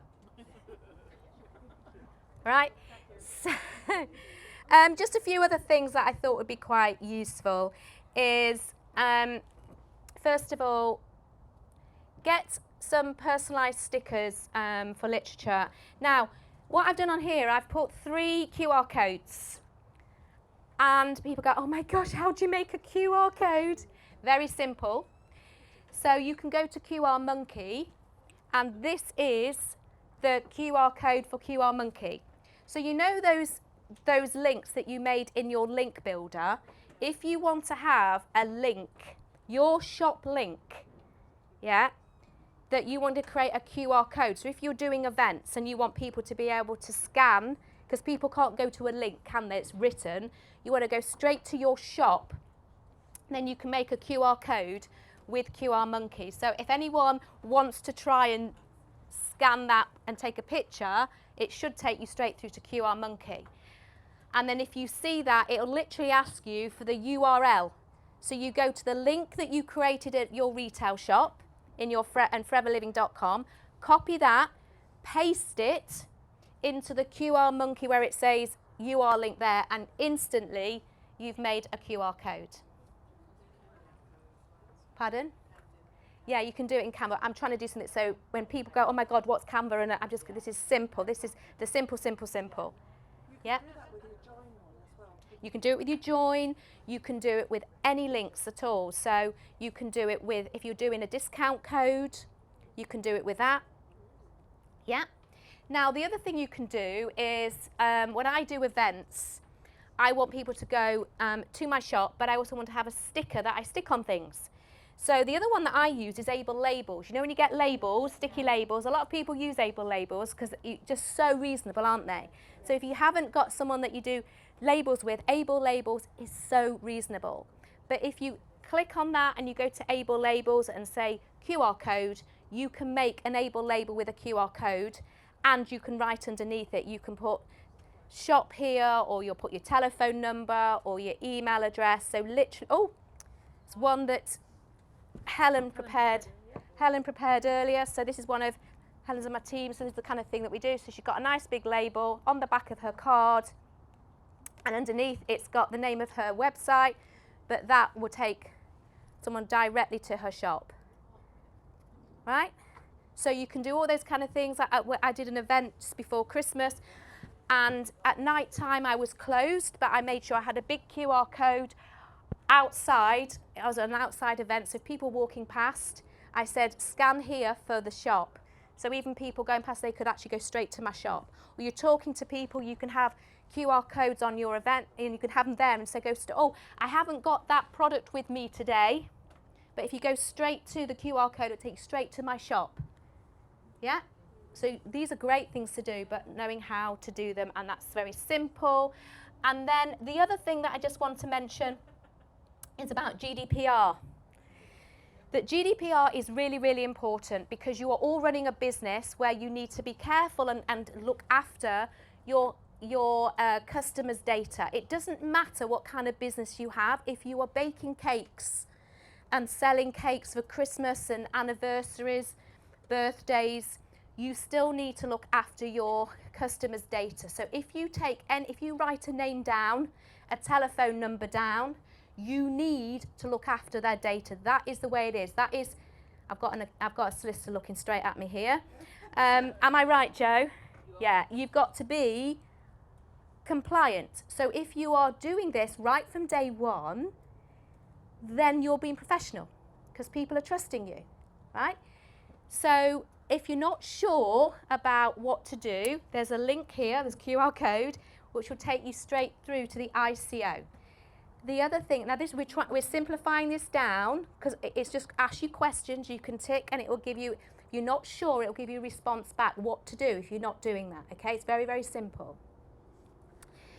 The other thing is that if you are, now this is really important, if you are building a business, so you are prospecting, as well as sharing, if you are doing consultations and you are building a business and spending time with people doing consultations, sharing information, and where in theory what you're doing, you might even be working as a team where you're sharing people's leads, right? You're sharing people's data around. You all understand that, don't you? If you're in a group and you're sharing people's data, or you're doing anything like that, you need to be registered with the ICO, right? You have to. It's very simple, right? If you are deciding that you are not going to be sharing anything ever, that you bought a Start Your Journey pack and you're just going to look at it, or just use the products for yourself, it's fine. But if you're going to be building a business, isn't it better to be professional? Isn't it better to say, I am ICO registered? Now, to get registered with the ICO, it costs £40 a year. That's all it costs. And you have a professional certificate to say you are operating in business as a professional. Isn't that great? Yeah? So you can do that as well. My marketing guy ran the ICO office and asked the question about network marketing. He said, yes, because you're doing consultations, you're meeting people. So yes, we have to say yes. So people think that if you're network marketing, you don't have to do all these professional things. Of course you do. You're running a professional business. Would you agree? Yeah. So don't you feel better if you're doing it professionally? Yeah? Perfect. And what's the last thing? Public liability insurance. Public liability, if you are doing events where you are going around touching people, you go, oh, try this product on the back of your hand, dealing with people, going to people's homes, doing events. Yeah, public liability insurance. Once again, you may already have insurance that covers public liability in that, check that, or otherwise there are lots of public liabilities. Anybody use public liability? Want to share the ones they use? Liability first. Liability first. I will do with Mark Bates, because he will actually cover the stock that's in the boot of your car while you're Oh yeah, there's lots of different ones. So if you've not got public liability insurance, please speak to the people that, and it's not very expensive. How much is liability first? I've got 5 million insurance and it's about 52, I think 2 million or something like 36 pound a year. So 52, 36 a year. So you see what I mean? Public liability, you know, all those kind of things. So you need to cover yourself for your misdemeanors. You know, if you trip over on somebody's shag pile rug in their house, yeah, and you knock something over and it goes flying and you got berry nectar all over the cream carpet, yeah, you need to cover the fact that you've done that. Do you see what I mean? It's just normal business practice. It's very, very simple, very easy. Tina and I want to take the scariness away. These are just giving you a few, you know. And then finally, forever cover the product with insurance. So you don't need to cover anything to do with product. The company covers that. However, as it says there, that the company, you cannot decant the products and put them into other containers, because if it's taken out of that product, so let's say, I don't know, you decide that you want to take some aloe first and put it into a small spray bottle, small that you can get from Boots, and then you give it to somebody, yeah, what can happen with that product? It can be contaminated because it's gone into a container that's not a forever product. There's no information on it to say what's in it. So if anything happens with that product, the product, you will be liable, not the company. Do you see what I mean? So please do not decant anything. If you want to, at your event, which Tina's going to explain to you how to do that professionally and hygienically, because everybody's now after the pandemic, she's going to explain how to do that, but not to decant things and give them to people or do them as samples.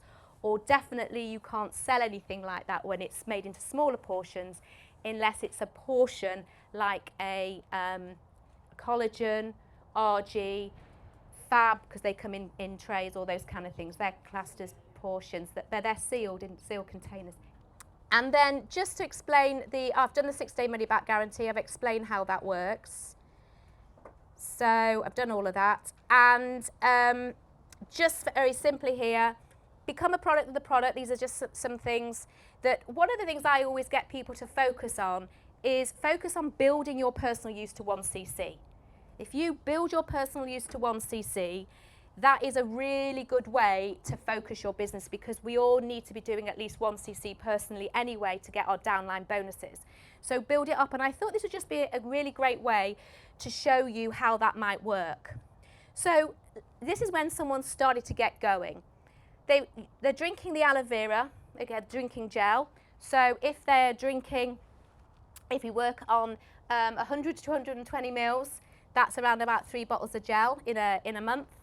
Personal care products, that is just taking maybe 2 or 3. This is just showing where it would come from. Maybe 2 supplements and trying a new product, that comes to 0.7.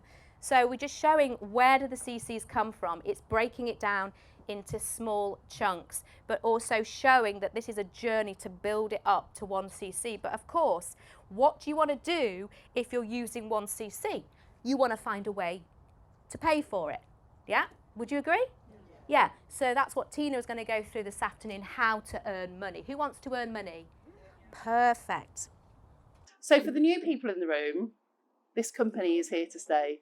Okay, so you are in the right place. I can promise you're in the right place. My name is Tina Gillis, and back in 2009, sorry, I have to remember not to touch this little microphone down here. Back in 2009, I was working as a private physiotherapist. At that point, I'd been a physiotherapist for 14 years, NHS, then the private sector. I loved what I did, loved being a physio. Wasn't ever going to consider doing anything else. Why would I? My children were 2 and 7. And, you know, life was hunky-dory. And I just did the mum juggle and the physio juggle, and all was well. However, I stumbled upon these products by a chance meeting with a lady called Natalie. And she said, come and have a look at this. I had a look and thought, I love those products. I calculated how much I needed to spend each month to make sure me and my family had the products that we wanted, and it was £200. My husband, now ex-husband, all amicable, it's all okay, was a professional rugby player, and so a big chunk of that 200 was for him and his joints and to keep him on the pitch. And so I started Forever. I was a mum and a physio. I wasn't a businesswoman. I really, really wasn't a businesswoman. It was very, very much out of my comfort zone. And I got my pack and I hid it under the stairs for at least 4 weeks. And my sponsor kept ringing me to say, how are the products? And I say, yeah, they're great. I was petrified. But I just thought maybe I can earn that £200 a month if I follow this system that these people have been following. And I did, and it grew. And within 18 months, I retired from physiotherapy because my back was getting worse while everyone else's was getting better. People think if you work for yourself in a traditional business, it's flexible. It's flexible, but if you don't work, you don't get paid. And I could never take more than 2 weeks off because physio patients don't want to see somebody else when they've been coming to see you. So for the last 13 years, this has been my full-time business. I work part-time. Varied hours. I say part-time some weeks. Right now I'm really busy because I'm really, really excited with everything that's going on. So if you're brand new or you've been with us for 30 years, this information is hopefully going to help you, that I'm going to go through. It may be that, like me, you're thinking, can I really do this? Is this going to work? Well, I promise you it does. And it's going to be little steps outside of your comfort zone. You don't have to take giant leaps, but you do have to do something. So, need a third hand, don't I? Is there anyone in the room that has not yet done anything for their business? They're brand new, they've got their pack. No, yeah, okay, you are here at the right time. You're just going to get it all. Arrow. Yes, fantastic. So, product retailing. Did anyone start and think, not even sure if I can retail the products? How am I going to build this business? Because I'm not a retailer. Sell stuff. I was petrified, and I think I'd convinced myself that I couldn't do it. But the what if I could, was bigger. All you need to know is that these products work. They have a money-back guarantee. And if you've tried them and you felt the benefits, there are going to be loads of other people that you know, even if you don't think you know people that will. I promise you, there will. Can't really see this screen. Oh, there we go. So there's lots of different ways we retail the products, and you may think of some that aren't on the screen there. Oh, gosh. So you're going to launch your business with an in-person event. We're going to come on and speak about these things in more detail, and you're just going to use the products that come in this Start Your Journey pack. So that's all of those with a couple of shakes that aren't there. But then there's experience packs. Anyone in the room not know what an experience pack is? Please say there's someone that doesn't know. Brilliant, lovely. So that section will be just for you. And this experience pack, I'm going to go into more detail. It's just going to be using, when you start, the extra products from your pack in a way that enables people to feel the products, smell the products, learn to sort of see what are right for them. There's events. Okay, they can be small events, they can be big events. You can have themed events, skincare, pamper parties, mother and baby group, anything you want. This is your business. You can run your business in your way.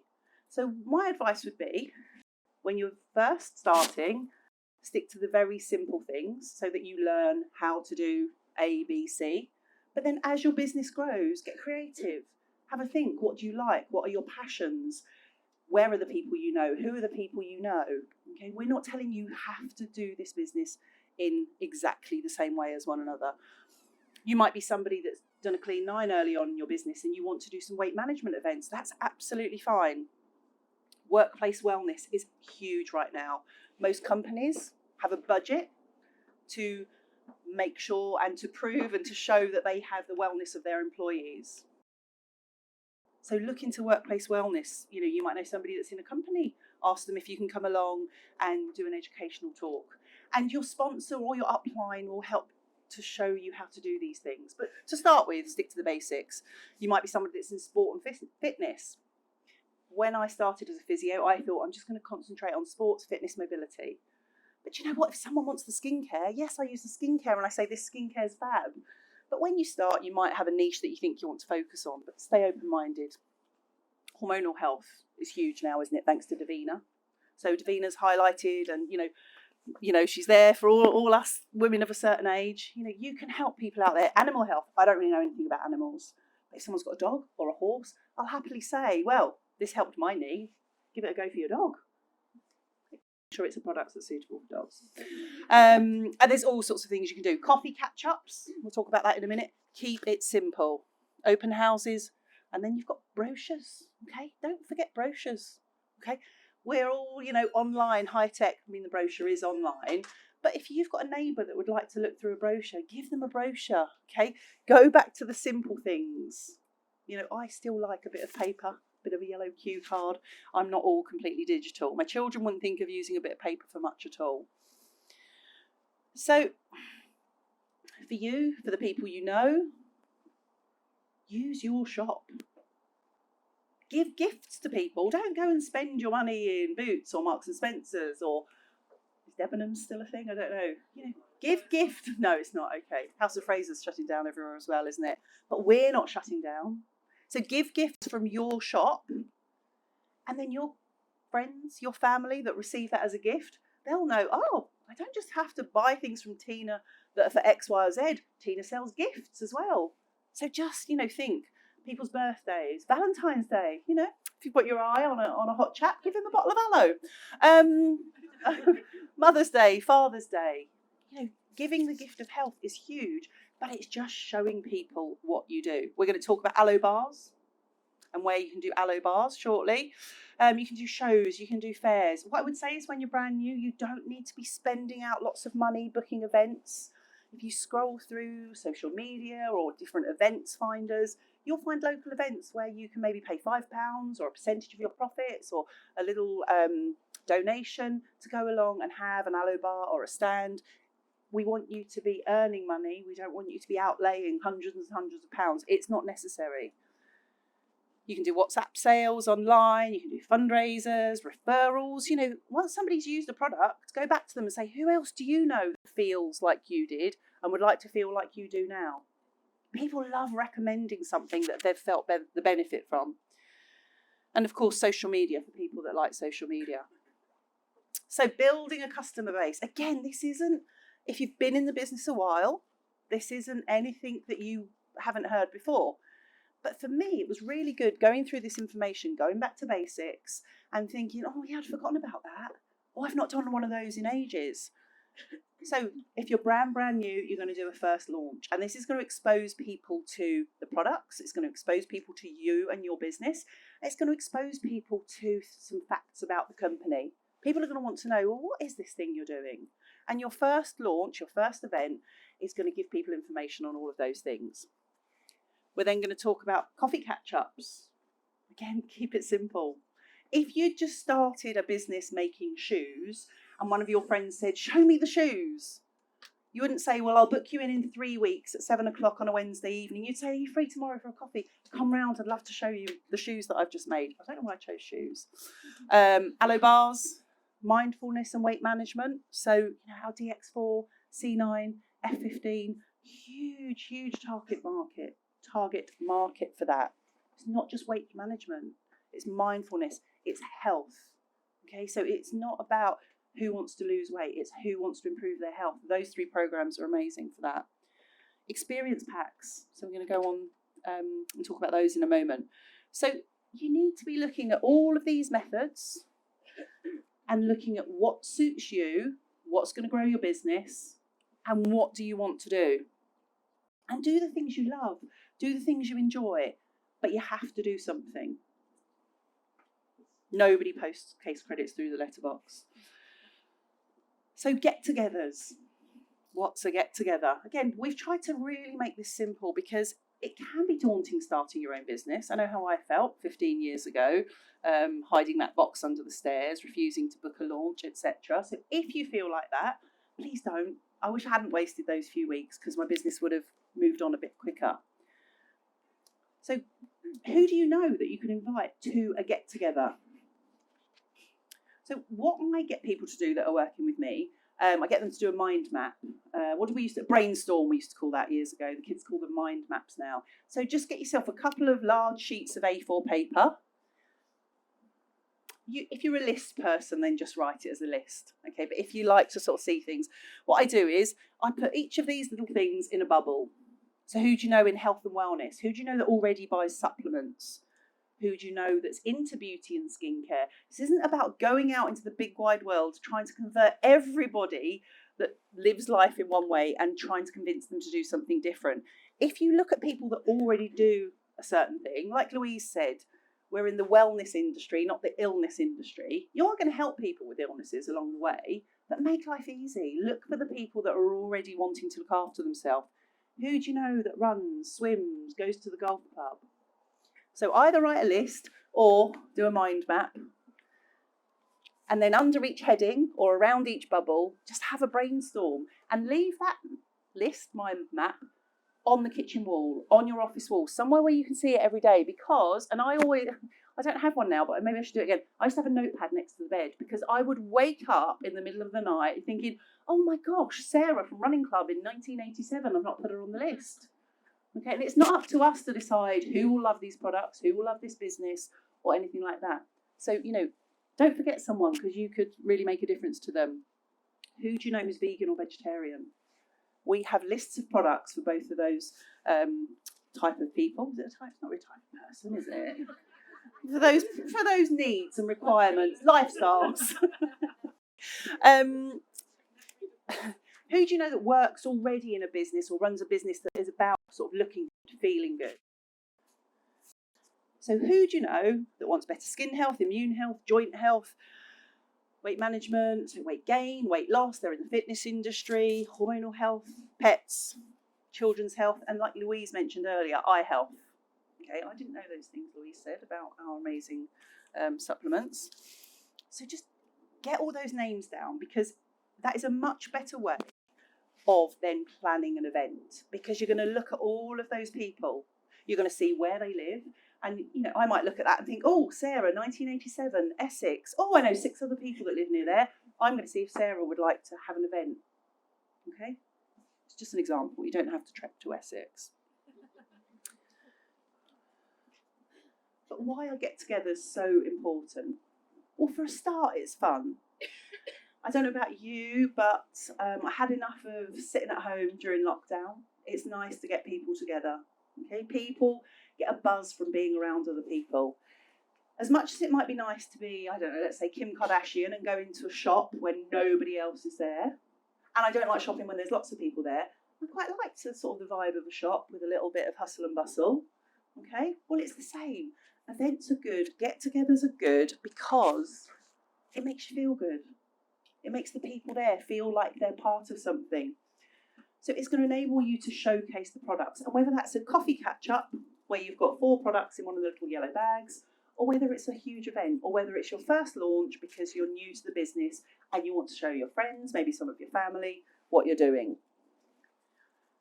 Doing events is going to put money in your pocket. And the majority of people do start working with Forever for money. Occasionally you'll get someone that doesn't need any money and just wants to do something fun, exciting with a great company and be part of something, and that's great.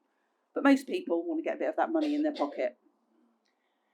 It's going to instill belief in the company, for you in the company, and it's also going to instill belief in the products. Belief in yourself is something that can take a bit more time to come. Okay, it doesn't all happen at once. I always think it's like a triangle: company, products, self-belief. But if you're going to do some events, get your first launch done, it's going to help the first 2, definitely. And however nervous or scared or, overwhelming it may be to do that first event, it will build your confidence. Now, we're going to go into detail in a minute, but just so nobody panics, you're not thrown in the deep end, well, not usually, thrown in the deep end and left to your own devices. Somebody is going to do these firsts with you to help your confidence grow. It's going to help your product knowledge because there's going to be stories about the products. And if you're brand new and you don't yet have your own product stories, people in your team share their stories, share the reviews that Louise explained about on foreverliving.com. It's going to enable you to learn about the products. It's going to give you confidence again. It's always going back to confidence. We have a saying with Forever is that, yes, we grow aloe, but what we actually do is grow people. And hosting events is one of the things that really will help with that. It's going to generate more activity. So having a get-together or an event is going to lead to knock-on events. So there may be someone at your event that says, oh, I love skincare. Could you do one of these for skincare? Or can I have one of these with my friends and family? So there's going to be knock-on events. If it's a bigger event and there's other, let's say, stall holders or other businesses there, you can collaborate with other businesses. Remember, this is your business. You can run it in your way. Let's stick to the basics to start with. There's going to be case credits involved. Okay, so ultimately, case credits, our internal currency showing the value of the products. If you're going to retail at an event, you're going to get case credits going into your business. And over time, if you choose, that's how your business is going to grow. You're going to get customers from events. Okay, now, all the events I do, I'm sure most people in the room, probably everyone in the room, it's never about a hard sell. It's about feeling comfortable with the audience that you have, your friends, relatives, speaking about some products that you love, that you've used, even if it's just the ones in your pack, and saying, look, I felt this. I don't know if you're going to feel the same. I don't know if it's going to help you in the same way, but give it a go. We've got that 60-day money-back guarantee, and you will get customers. Those people will go away and recommend you to their friends. But you'll also get potentially people that say to you, well, that was simple. Anyone could, hopefully. So you shouldn't be too good, I think. That was my ex-mother-in-law once said to me after a launch, oh, anyone could do that. And I said, exactly, that's the point. To which my ex-father-in-law said, well, one day you might have to. Who knows? They're still together, but I don't know how. Anyway, so you will get customers and you'll potentially get people over time that will come to you and say, I'd love to have a look at what you do. Like most things with business and life, you wouldn't hold a wedding, a party, a 21st and 18th, a wedding anniversary event without a bit of planning. So plan your event. So write your guest list. Don't ring round the 10, 20 or however many people you're going to invite and try and coordinate a date that suits everyone. If you were planning somebody's 21st birthday party or 50th wedding anniversary, you'd choose a date and you'd invite people along. Okay, so decide on your location and decide on your date.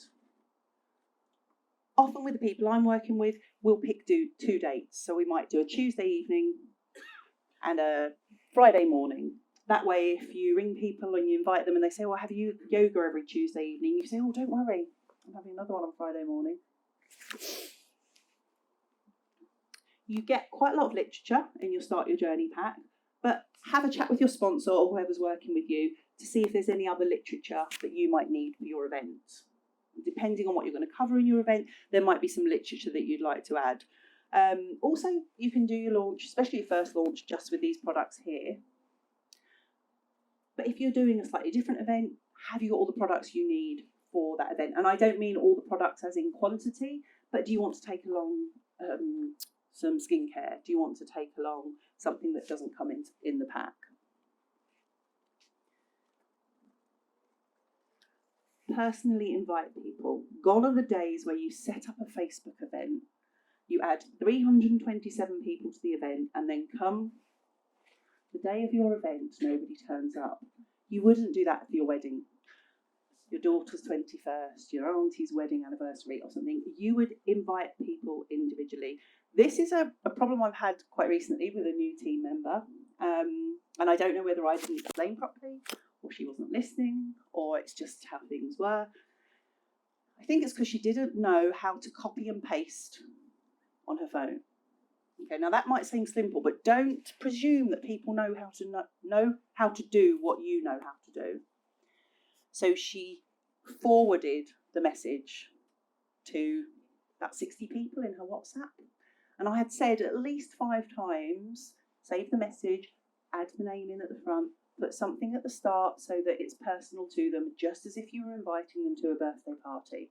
It wasn't till a week or 2 later that I found out she didn't know how to copy and paste. And I'd even said to her, oh, can you send me the invitation? No, this was after the event. Can you send me what you sent them? And it was then that the penny dropped.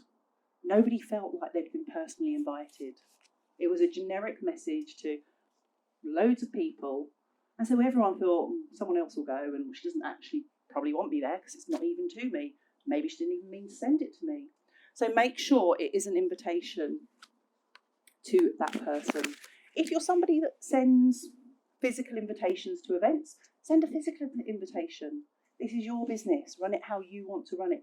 But if you want to set up an event on Facebook, and that's how you've done other things with other businesses, by all means do it. But then you've got to send people individual, because I know that's quite a thing for weddings now as well, isn't it? But send people individual invitations as well. I don't know about you, but life gets quite busy sometimes, and sometimes I don't know what day of the week it is. And when I do know what day of the week it is, I sometimes forget, unless I've got my diary in front of me, what's going on that evening.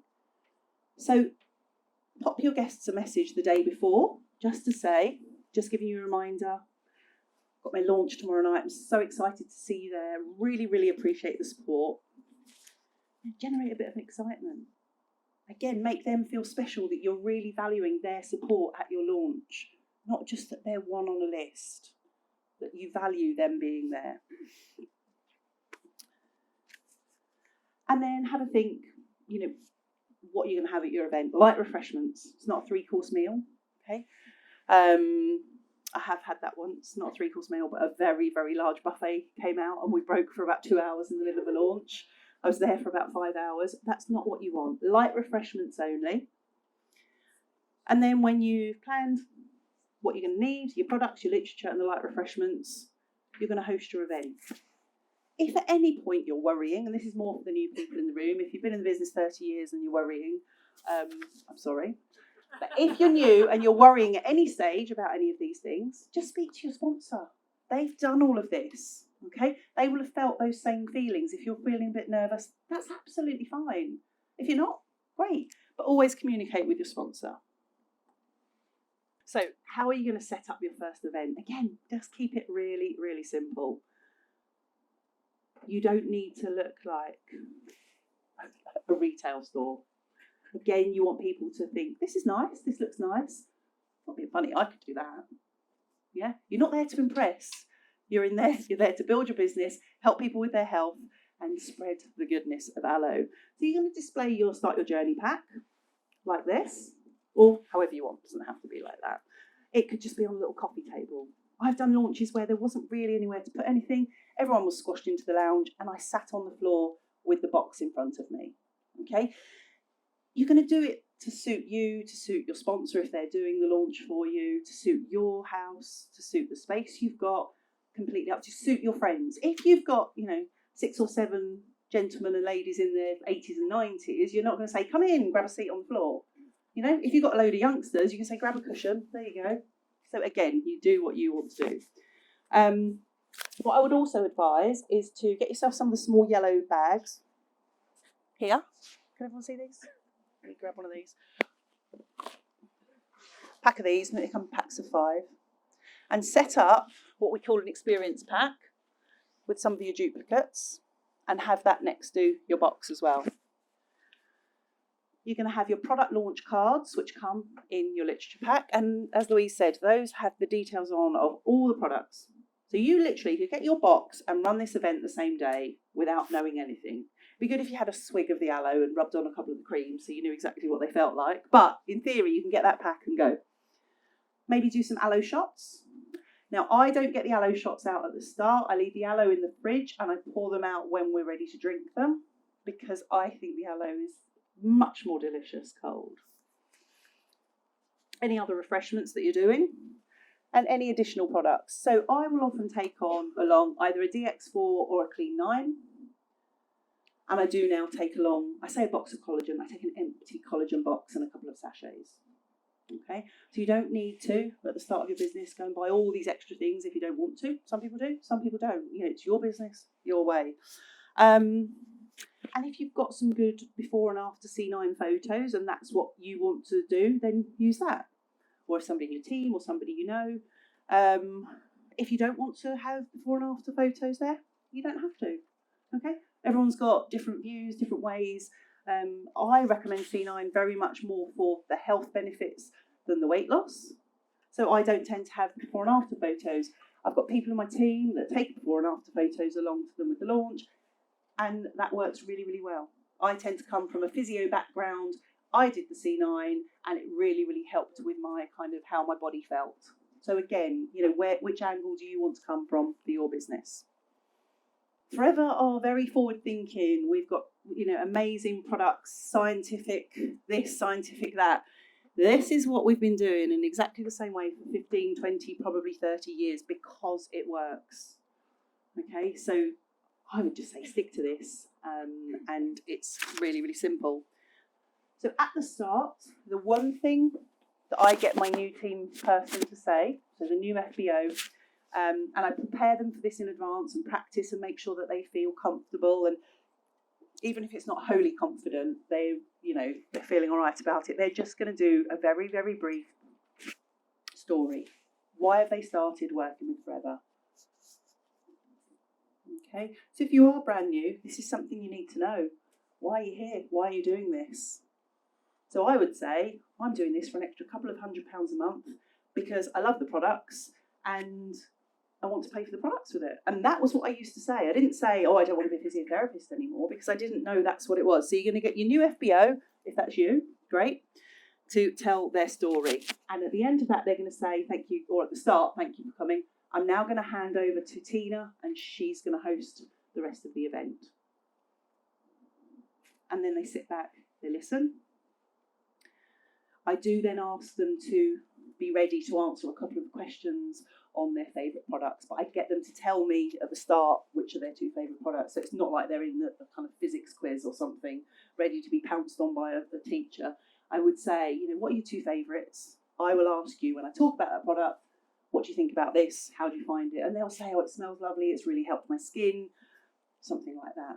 That's what I like to do. You're then going to go through the company background. Why our aloe? See, so you've already learnt these things from Louise, but they're also on the product launch cards. But those product launch cards aren't interchangeable for Louise's trainings. It's an add-on, okay? So why our aloe? And then you're going to talk about each product and pass it round, okay? So, on your table in front of you, you have some tubes of product. So what I would like you to do is one end of the table, pick up one end of the table, pick up the other. Now you will be doing one at a time when you're at a launch, okay? So I'm going to pretend you're all at my launch and we're just going to pretend it's all the same product. So if you've got children at launches, because my children were 2 and 7 when I started, so my 2-year-old came pretty much everywhere with me, I would give her the tube and say, can you take that to the lady on the end of the sofa? And she'd go running over with the tube of aloe.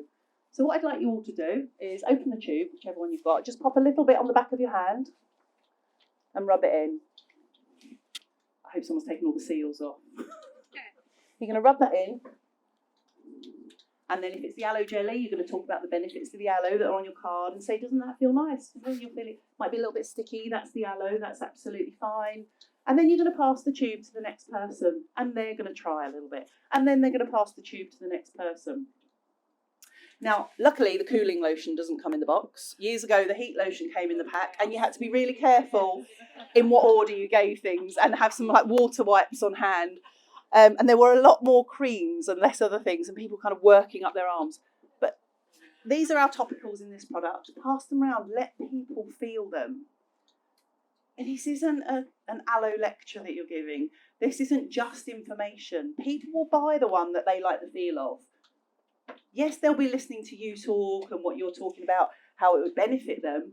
But I have people buy the Propolis just because they like the smell of it. They've not even been listening to what I've said. They've just said, yeah, that one smelled really good. What do I do with it? Okay, so don't be precious about your products. Let people try them. You've got enough there for an upper body. Share testimonials. If you're brand new, have some testimonials of people in your team already that have been with the company a while. Print them off. Use the customer reviews that Louise spoke about. One of the first people that joined my team was Claire Spencer. She was an ex-childminder. And I was a physiotherapist with a degree and, all these qualifications and letters after my name. And I remember going along to one of her launches because I said, you've got to show me what you're doing because you're doing so much better at these launches than I am. And I had literally gone into doctor mode. In every launch that I did, I was listing ingredients and why this is better than that and like blah, blah, blah, blah. And I went along to Claire's launch and she would pick up the propolis and say, oh my gosh, this smells delicious. Get it on your dried skin. And everyone would say, oh, I'll have one of those. And I was it put me in my place. And that's when I realised success in Forever has absolutely nothing to do with what you've done before. Yeah, it's what you do going forward. It has nothing to do with, I mean, don't get me wrong, I didn't think I was better than Claire, but I knew more. Of course I knew more, understood what the ingredients were, understood how each product worked. Nobody at those launches, until I did a launch that had 2 pharmacists and a brain surgeon at. And that was the one with the 2-hour buffet. But anyway, other than that, in 15 years, I've never had anyone want to know the information that I was trying to give them. They want to know what it does, what it smells like, how it helps them. So let people try. And just focus on your, either the products in the pack or your top 5 to 7 products. Okay? Product knowledge is good. Learn about the products. Come to product school because that is going to help you to build your business. But when you first start, just pick your favourites that you know how they feel, what they smell like, what they taste like if it's one that you should be tasting. And then once you've focused on those, answer any questions. Now for new people, the answer any questions thing, again, can set the nerves off. And that in itself can be enough to stop somebody holding a launch. What do I say if somebody asks me a question? If your sponsor's there, they may well be able to answer those questions, but they may not. So what you say is, I don't know the answer to that, but do you know what? I'll find out and I will get back to you tomorrow. And I once learned from being in an interview where I tried to answer a question I didn't know the answer of, and got myself in a big, big hole. And afterwards, my supervisor said, we were just waiting for you to say, I don't know. People don't mind. They like the honesty. It's fine to say we don't have a product for that. So don't claim that we've got a product that helps something if we haven't. And it's fine to say, I don't know. Let me make a note of it and I will get back to you. Next steps. Do mention we're looking for business partners. If there's a few people or a couple of people or one person in the room that's really engaged with you, that's shown an interest, go up to them afterwards and say, I would love to have a chat with you to show you what Jenny's doing. Might be for you, might not, but you'll certainly be able to refer some people in her way. Hand out your brochures and free prize draw questionnaires. It's a really, really great way of gathering information. Make sure you are registered and GDP compliant. Go around and talk to every guest individually. I often say, I don't know if this is the right thing to say or not. Sorry, Louise. Because we're not looking for people that are ill, remember. But I say one of the things that Aloe does is help digestion and bowels. I'm happy to answer any questions. But if you've got any questions that you'd like to ask or speak about in private, I'll be in the kitchen. And some people do want to talk about those things. I'm fine with that. It doesn't mean I'm seeking out sort of illness. So talk to every guest individually and ask them what were their top 3. What ones did you really enjoy when I was talking, or what ones did you love the feel of, the smell of, etc. And then I just say, this is the ordering process. You can order here this evening. Products will arrive in about 3 to 4 days. We can take payment this evening. Jenny's going to come round now and take any of your orders. So I will leave the new business owner to take the orders. If a new person says to me, oh, that part really, really scares me, then we'll have a conversation and we'll say, right, okay, let's do it in a way that makes you feel comfortable.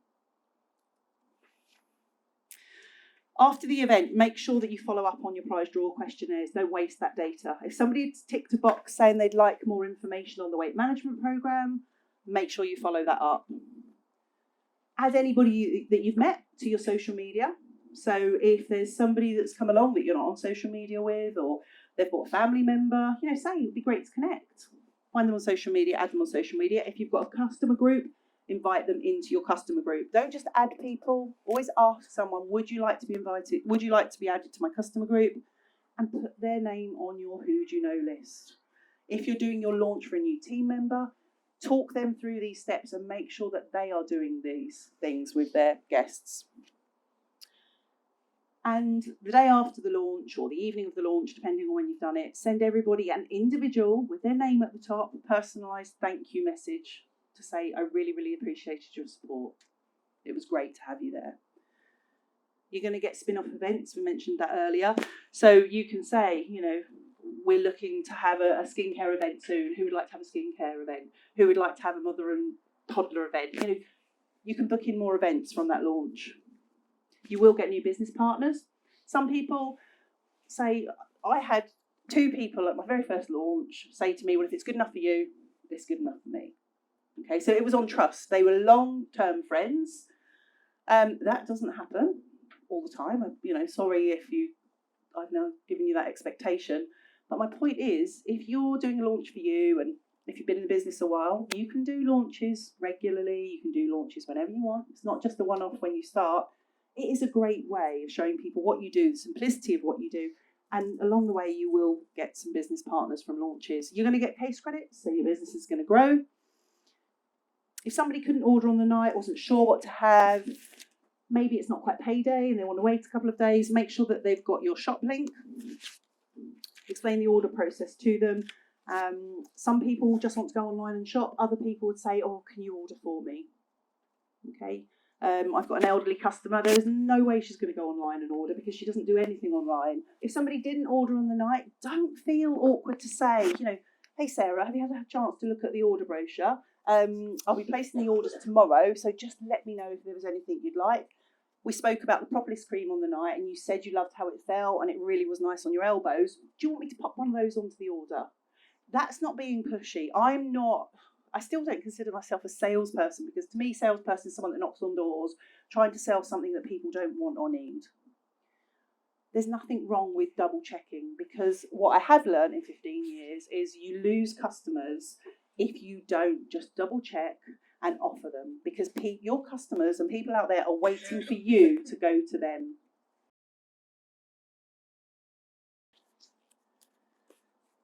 And then after somebody has placed an order, either on the night or in the following few days, just ask, you know, could you do a favour for me? And if I'm doing a launch for a new person, I'll say this at the launch. You know, thank you so much all for supporting Jenny. Could you do a favour? Could you do one of 2 things? Would you love to have a launch with a few guests of your own? Or Jenny needs to learn a short presentation. Will you be I usually say guinea pig, but this week I've had 3 people that don't know what guinea pig means. So would you be a dummy? Like, would you be a practice for her and just give us 20 to 30 minutes of your time? And people are happy to support, especially someone if for some reason they've not bought anything, maybe they can't afford to buy something. I do always say, you know, you're here to support Jenny and her business. This isn't a hard sell. We go on word of mouth recommendation. That's how our business is built. So we would love you more than anything to learn about Jenny's business and go out there and tell other people about it. That is what we would really love you to do. And at the end, if for whatever reason someone hasn't bought, they either don't want something on that occasion or they're thinking, okay, it's not payday for another week, often they will want to help in other ways. So give them those other ways that they can help. Okay, we're all doing all right. So coffee catch up, again, keep it simple.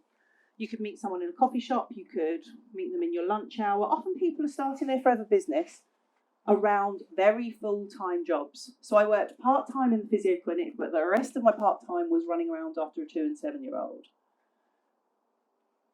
So I would make once my daughter was at school or the day she was at play school, I would make an arrangement to meet someone in my lunch break.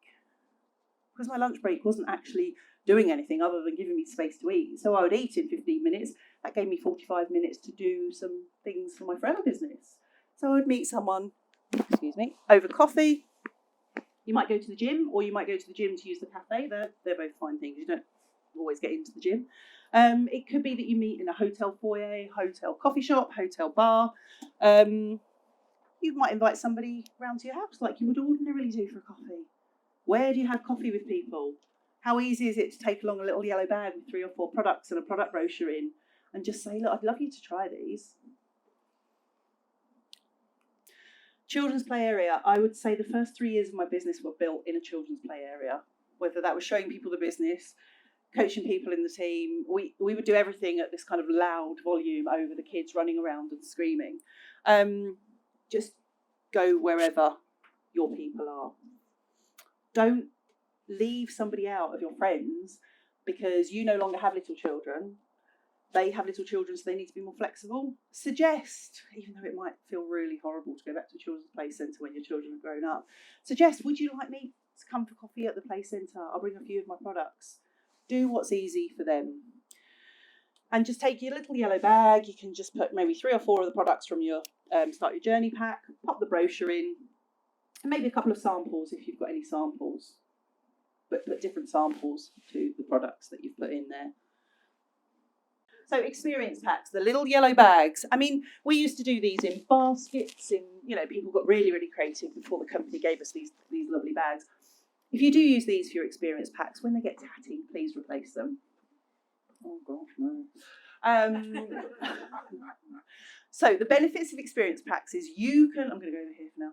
You can do this from day one in your business. Day one in your business. Okay, keep it simple. Tailor it to the person that you're speaking to. So if you're using the products out of your Start Your Journey pack, 2 or 3 products is enough. Propolis cream, aloe jelly, purple moisturiser. Okay, pop it in and let people experience the product. So make sure you put your product brochure, any flyers. I love the yellow aloe drink leaflets. We didn't have those years ago. We didn't have most of the stuff you've got now. So yeah, don't put it all in, but select it with a few flyers. And then you can pop in a notebook with some feedback. What this does is it makes somebody use the products, because I've had countless experience packs over the years where I was too rushed, just dropped them off, and people never tried the products. Take the seals off. That's my other tip, because people don't like to, don't know whether it's a British thing, but people don't like to take the seals off, or it wasn't open, I didn't like to use it. Pop a notebook in and say, I would love your feedback on all of these products. I'd love a little review on all of the products. Thank you so much. So you're gonna create your product pack, arrange to drop off and pick up in your diary. They are appointments. Okay, don't say I'll drop it around sometime next week. I will drop it around on Wednesday at 2 o'clock. Actually, I'll drop it around at Friday at 11 o'clock in the morning. Ideally, you want to pop in, have a 10-minute chat about the products, build that relationship if you don't know them very well. But some people will just kind of want it at the door. You know that person, do what suits them. Okay, make sure they know when you're going to pick it up. I had a few occasions when I'm at the door ringing up, I'm here to pick up my pack. Oh, we're not in. Okay, so book it in your diary and maybe confirm before you go round. I'll be picking up the pack this afternoon. That also gives them a chance, if they haven't tried the products, to try them all and put a review in your book. And then when those products come back to you, so let's say you've used your new products from your Start Your Journey pack. When they come back to you, don't just put them in another pack to give to the next person. Okay, you need to look at those products. If you're going to lend them out to the next person, they need to be fully cleaned, antibacterial, outside, take the tops off. I don't tend to lend things like tooth gel, or if I do, I say to someone like, this is just for you to look at. I'm not, it's personal preference. Deodorants, I tend to say, if you want to try the deodorant, it comes with the 60-day money back guarantee. I would ask that you buy it, and if you don't get on with it, you can have a refund. 2, aloe bars. Who's ever had an aloe bar, been to an aloe bar, seen an aloe bar? Oh, lots of people.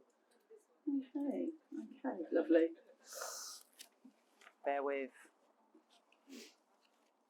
So, why would you do an aloe bar? Shout some things at me. Why you do an aloe bar? Customers, gel drinkers. Get people tasting the products. Talking to people, getting to people to know who you are and what you do. Brand awareness. Yeah? Brand awareness is getting you out there with your yellow bottle and your little yellow shot glasses. Yeah, confidence. Talking to strangers. You're brought up, aren't you? Don't speak to strangers. You join Forever and we say go and speak to strangers.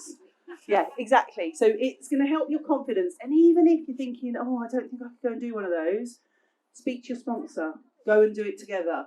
Okay, if your sponsor lives a long way away, get a friend to go with you. Okay, tell her about today's training. Tell her what you're going to be doing at the or him what you're going to be doing at the aloe bar, and both go along. Find a reason or find a way to do something rather than a reason not to. You're going to gain customers. You can take your prize draw questionnaires, so that's your data collection. Make sure you're GDPR compliant though. You'll get referrals, because when you're talking to people, people like to tell you what their mother-in-law, their dad, their granny, their cousin, like to talk about other people, don't they? You can get referrals in that way, and it will lead on to other events. What a lovely couple of Forever's current models on that last page there. So where are you going to do aloe bars? People that have done aloe bars, shout out where you did them. Gyms. Baby sensory, there we go. Perfect. Children's play centres. In your office at work at lunchtime. Out the garden in the summer. Nice. I like that. Yeah. Lots of ice, maybe some spirit. Yeah, maybe. You can, get creative with your aloe bar. So yeah, host something in your garden, invite some people round, strangers, whoever you want. Schools, preschools, look at what events have got going on. Cafes, bars, vegan cafes. So yeah, vegan cafes, pardon? Dog cafes, wow, yeah, cat cafes. We've gone to Japan all of a sudden. Okay, toddler groups, speak to somebody there. Would you mind if I, just in this little foyer on the way in and out at the end of the next session, come and have a little aloe bar? I'll bring along some tasters, some free samples. What do you think? Yoga classes, any fitness classes, anywhere where there are people. Supermarkets might let you do something in the foyer. You go along and there's sometimes somebody talking about double glazing on the way in or the way out. Go and ask the store manager, "Oi, that bloke there selling his double glazing? I'd love to come along and offer your customers some free samples of this, that and the other." There might be some sort of health and safety or food stuff to clear, but just check. Tabletop events, community groups. On the screen here, I think it's Claire. Yep. She was at a like an elderly living, supported living environment.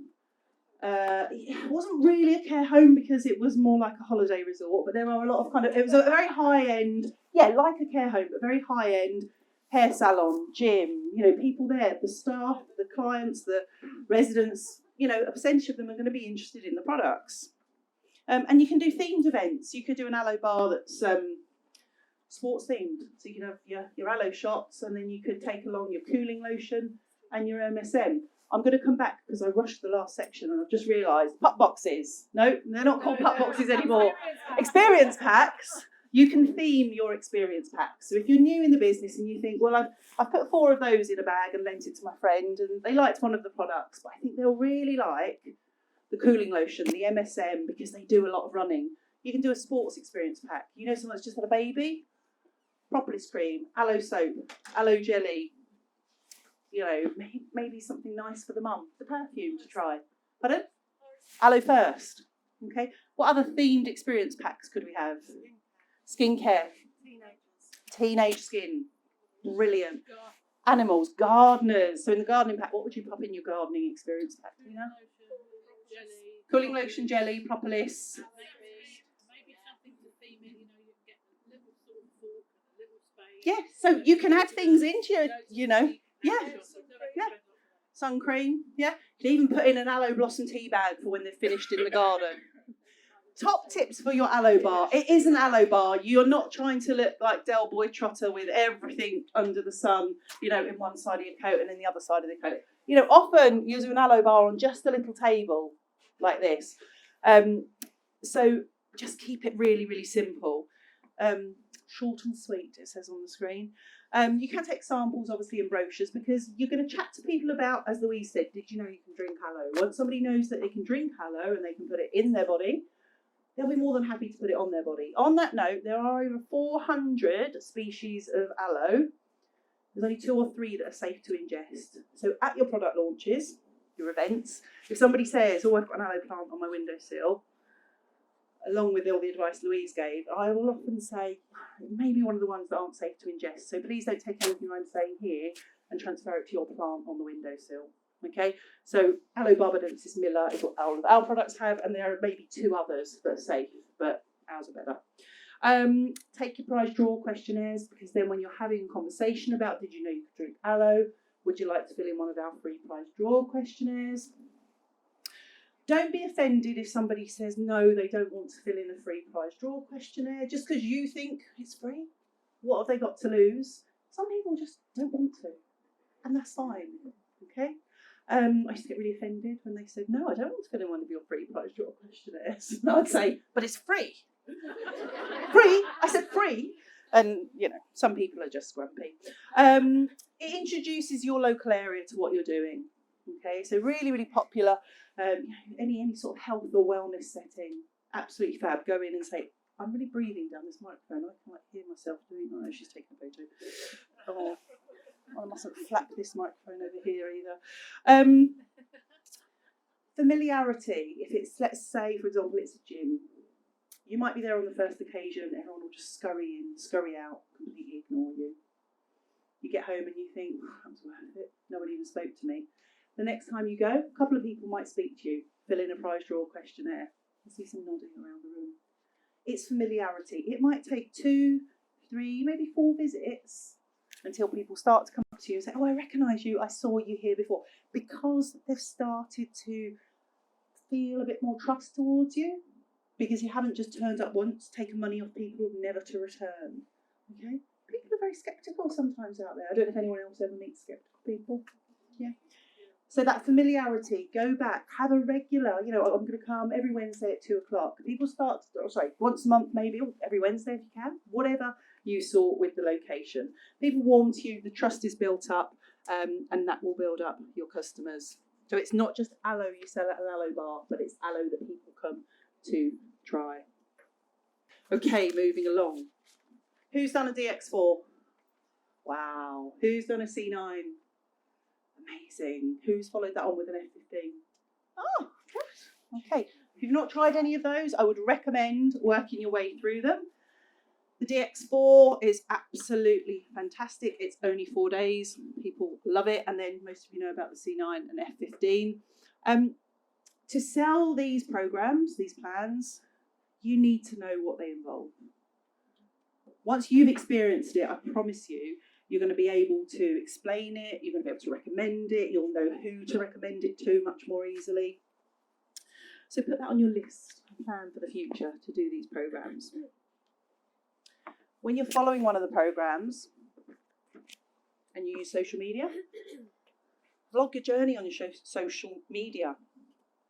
Tell people how you were feeling, why you're doing it. You haven't got to bear all. You don't have to become Kim Kardashian to use social media. You haven't got to be posting 10, 20, 30 times a day. Okay? But vlog it. Put a picture on each day. Or a little video. God, I was feeling really, really low in energy. Couldn't really, my brain just was foggy. So I'm going to give this 4-day program a go. Watch this space. And then each day just pop on and tell people how you're feeling. Okay? It's not about shoving the products all over your social media to make your social media look like some sort of online shop. You've got your online shop for when somebody wants to buy. Use your social media for people to get to know you, and through you they will get to know about the products, for people to like you, hopefully, and then that's when the trust comes. It says build intrigue and curiosity. Don't do like some companies do and hold a product up and do like, I'm not telling you what this is because it's a secret. Okay, be proud of your products. There's a difference between plastering it all over social media and being too scared to show what it is. Okay?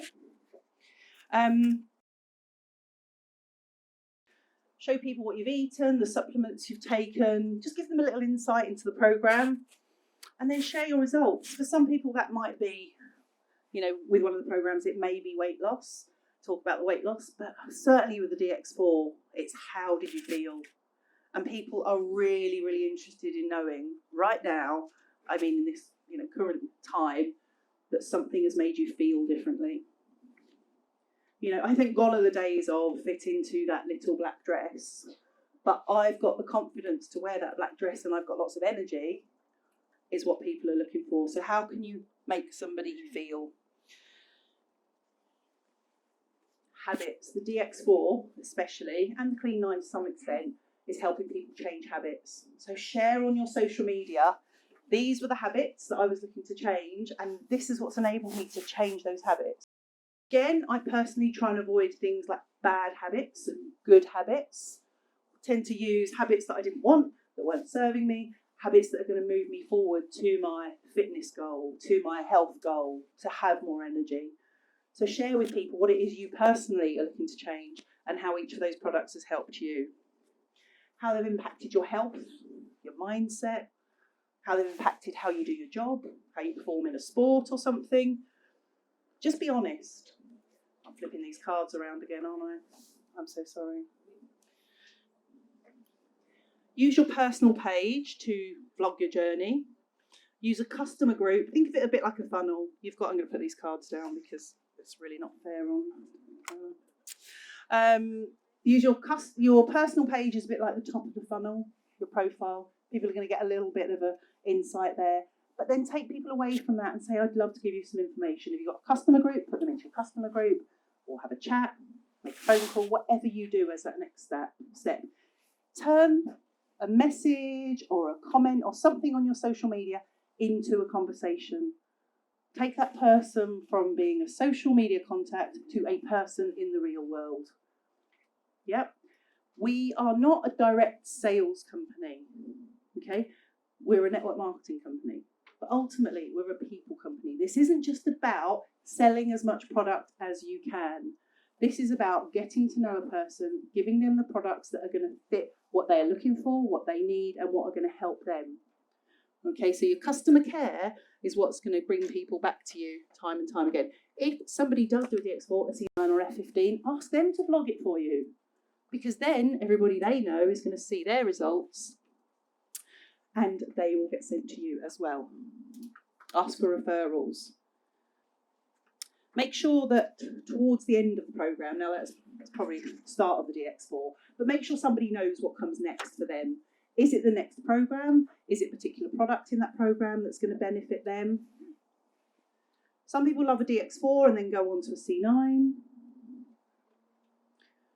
Some people just want to do DX4 and get the benefits from that. Ask somebody how they felt during and afterwards. Especially with the C9 and the DX4, the drinking gel is a big part of those programmes. Make sure someone knows the reason they're feeling so good is because they've been drinking that gel.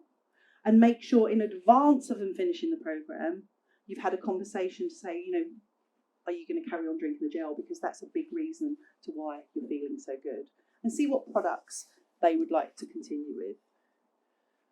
The focus of 2024 is good health, and that comes from up above, doesn't it, Louise? That's from Greg. So the focus of 2024 is good health. So everything we've been saying here today is in line with that. It's not about flogging product.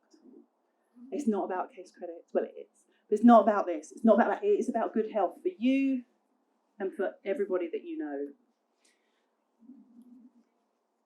When you've posted anything on Facebook, make sure you follow it up, whether it's a story, a static post, a reel, whatever you've done. If somebody likes it, comments on it, send them a message to their inbox. Thank you so much for liking my post. That made a real difference to me. I'll often say, I'm trying to post more on my social media for my business, and it's really supportive, or it really makes me pleased to know that somebody's liked it, somebody's looked at it. It's just a way of starting a conversation, and then you can decide where you take that conversation. But it may be somebody that you've not spoken to for years, comments, and it's a door to just having a conversation. It's not a door to having a conversation and offering, would you like to buy that product then? Okay, it's the first step to a conversation. But do follow up. If you're posting on social media, what's your purpose?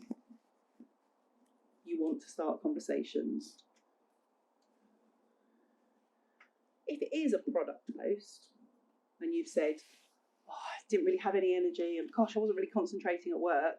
However, now I feel X, Y, Z and somebody has liked it, then it's fine to say, thanks for liking my post. Would you like some more info on how I got that energy?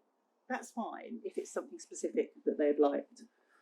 And if you know somebody that's good at blogging, vlogging, all of those things, ask them to do a DX4, C9, F15 and vlog for you. You don't have to be, as I said, Kim Kardashian. You just need to be you. Because the people that know you, or the people that, I hate the word follow, it sounds a bit stalkerish, doesn't it? The people that follow you on social media, see you on social media, they are interested in you. They're not interested in somebody else that's had certain results. If you've got a friend that's going to have similar, habits that they want to change, that you want to change, that's what's going to appeal to them. Do make sure that you're a product of the product. It's so much easier to recommend the products that you're using. It feels comfortable.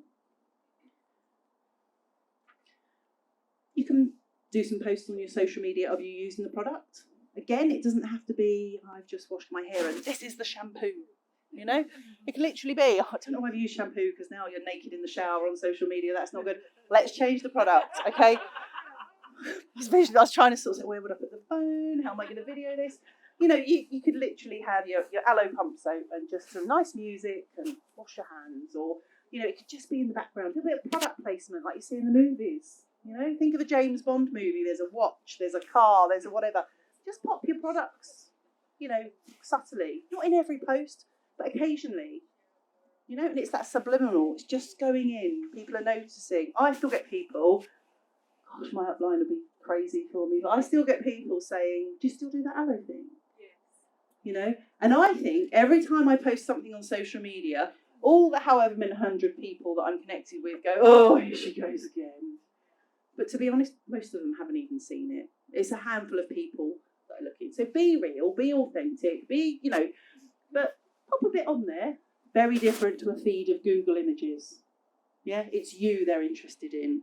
If you've had I remember one of the girls in the team had her aloe shaker, it was Juliana Bevan, I can put it out there, and she didn't put the top on, and she was in her Range Rover, and she shook the shake all over the car, and she turned it into a social media post, and people loved it. You know, people liked it. I'm not suggesting that's the post to use, but, yeah. And, you know, put on there, 60-day money-back guarantee. It could be that you're using one of the facial creams or something. You know, my skin's so much better since I've been using this cream. I tried so many others. This one comes with a 60-day money-back guarantee. Have you tried numerous face creams? Or, you know, use polls, use things like that. Mention the 60-day money-back guarantee, because that is an absolute win with anyone that's tried numerous products. So we want you to choose your methods of retailing. So 5 ideally. Now you've not got to do these every day, but 5 things. So you might need to look back through your notes. 5 ways that you're going to focus on in 2024, the year of good health. 5 ways that you're going to be retailing your products, and we'll give you a couple of minutes to do that, and then I'll ask some answers. So, table on the right, somebody's retail, shout something out. What are you going to do? Vlog it. Oh, nice, I like it. Over there, one of yours. Number 3, someone's number 3 on that table. Aloe bars. Number 2 down here. Tabletops. Number 4 on your list, anyone? Experience packs, lovely.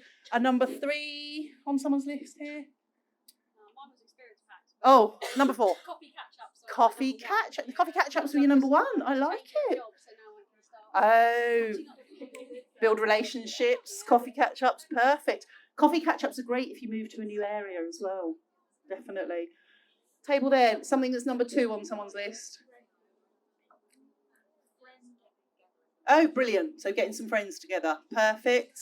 Someone over there, number 4 on your list. WI talks. Yeah, lovely. Going along to WIs if anyone's got any groups like that. And this table here, number 5 on someone's list. Product launches, yeah. Don't forget a bog standard product launch. Yeah, a basic or a themed product launch. Always a winner. Never ending of those. Okay, wonderful. So, what we want to do now is just get your circulation. The physio in me is a bit nervous that everyone's been sitting, you know, we could have flown to, you know, Turkey by now, couldn't we? So, I want you to stand up if you're brand new, if you've ever done it, and if you're not brand new, if you have done a product event in 2024. Okay, big round of applause for those people with their product event. Wonderful. Okay. Pop yourself back down. Get your feet flapping up and down. Just get those calves pumping for me, guys. Okay, who has ever done an experience pack drop-off, putt box, whatever you want to call them? Amazing. Big round of applause to all of you. Okay. So, those people that have done events this year, what sort of events have you done? Pop your hand up. Okay. A relaunch. And was that for yourself or for somebody in your team? Fantastic. Wonderful. So, what's your name? Sorry, Lisa. Did a relaunch. So, getting your business going again. Yeah, getting the business going again. Invited some people round. Fabulous. I went to a health and wellness event at the Okay. end of January, so Yep. everybody was all very much. Oh, perfect. Brilliant. A health and wellness event in January where everyone is focusing on their health and wellness. Tabletop at a gym. Amazing. Again, this part of the year is brilliant. I mean, any part of the year, but right now everyone's focusing on that, aren't they? Same sports centre tabletop. Wonderful. Claire. A WhatsApp event. WhatsApp event for charity. So again, if you're not au fait with what a WhatsApp event is, it's come and ask Claire. She'll be doing a clinic in the corner. So a WhatsApp event is an event. We tend to not do them for your first event because they're very, non-personal, but they're great for people that don't want to meet other people and just want to have a look at a bit of product info. Great for raising a bit of money. You don't do them for your first launch because we want you to be in the room with people or at least sort of be online with faces. But a WhatsApp event is definitely one to have in the repertoire. Well done. I hope it was successful. Who else had a hand up? Yep. Oh, a tabletop at a Chinese New Year. Wow. Okay, so brilliant. And was it a success? Oh, 1,200 people in the room for a Chinese New Year. And you filled how many? Fantastic. So you can see, you can literally have a coffee catch up with one friend or you can speak to a room of 1,200. It's up to you. It's your business. Run your business your way. From those people that have done events in 2024, have you had repeat orders yet or are we a bit soon? Oh, no, we're in March. Have we had some repeat orders in 2024? Yes. Customers don't all come at once. When you're brand new, you've not got 2 weeks to find your full customer base. But who in the room has built up, let's say, 10 customers over time? Okay, wonderful. Who's got more than 10 customers? Wow. Okay. What was that? She said it's like an auction. I do feel a bit like an auctioneer. So by being consistent, having a launch, doing some events, doing some aloe bars, you will gradually build up your customer base. Okay? So this is your business. It's not a race, but if you want more customers, you've got to go out there and speak to more people. So it's not just about finding customers, because if you get a customer that only ever buys off you once, that's not what you want. Sometimes it will happen, okay? But it is a balance between finding new customers and keeping them, what we call customer retention.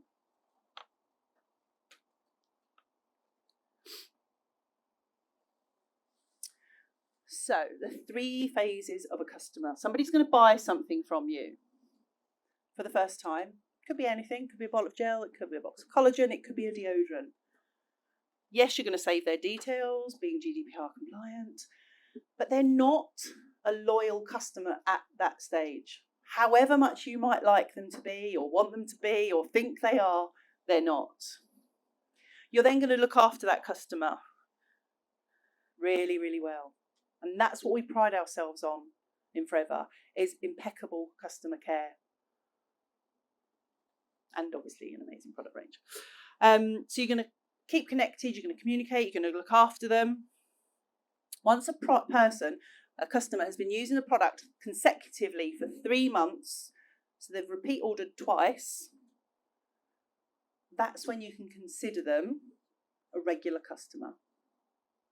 Okay, now it means you're going to put in the effort. You're not just going to be complacent. Oh, well, Sarah's bought something off me. She's one of my regular customers. I can forget about Sarah. Look after people and they will become regular customers. If you look after people and you have that customer loyalty, your business will grow. We've already spoken about repeat sales. You might get repeat sales if you don't look after someone just because they don't really know where else to go and buy the product from. But it's not the same as someone who loves coming back to you, buying the product and feels very, very loyal to you and tells all of their friends about you. When one of their friends whinges and moans about something that they think you can help with, you'll be the person that they send them to. Looking after your customers is going to increase your retail earnings, because when they're a happy customer, they get good results, they're more likely to try more products. Yep, and they will send other people to you, definitely. Your customers can become product ambassadors for you, which is, that's when they're going to refer people to you. But they're going to sing your praises. And it's not just about the products, they're singing your praises because of the way that you looked after them. I'm sure you will pick customers up along the way who have been abandoned by another FBO, or the FBO's moved away and hasn't stayed in contact. Don't let that be you. Don't let that be your customers. Looking after your customers and growing your customer base is going to grow your business. It's really as simple as that. And if you're a business owner who sees the potential in the retail, yes, our model is a lot of people doing a little bit. Your little bit is 4 case credits, but there's nothing to stop you having more customers and looking after more customers. You do need to build those relationships though. And as I said, we grow Aloe, we grow people, but we build relationships. Right, this is for people that like the figures. Oh, all the phones come up. They want the figures, they want the money. Okay, so this is just repeat sales of one gel customer buying 2 bottles of Aloe a month. I'm not going to read these all off the screen, but you can see as an inactive assistant supervisor, you're going to make £10 a month of that one customer, and over a year that's £120. Over 5 years, you've made £600 off of one customer buying 2 bottles per month. If you're somebody who chooses to work your way up the marketing plan, you can see how that can actually grow quite significantly to over £1,000 over 5 years. That's just from one customer. What this is about looking after that one customer, not just dropping off your gel and never communicating with them, because that customer could be worth £1,000 to you every 5 years.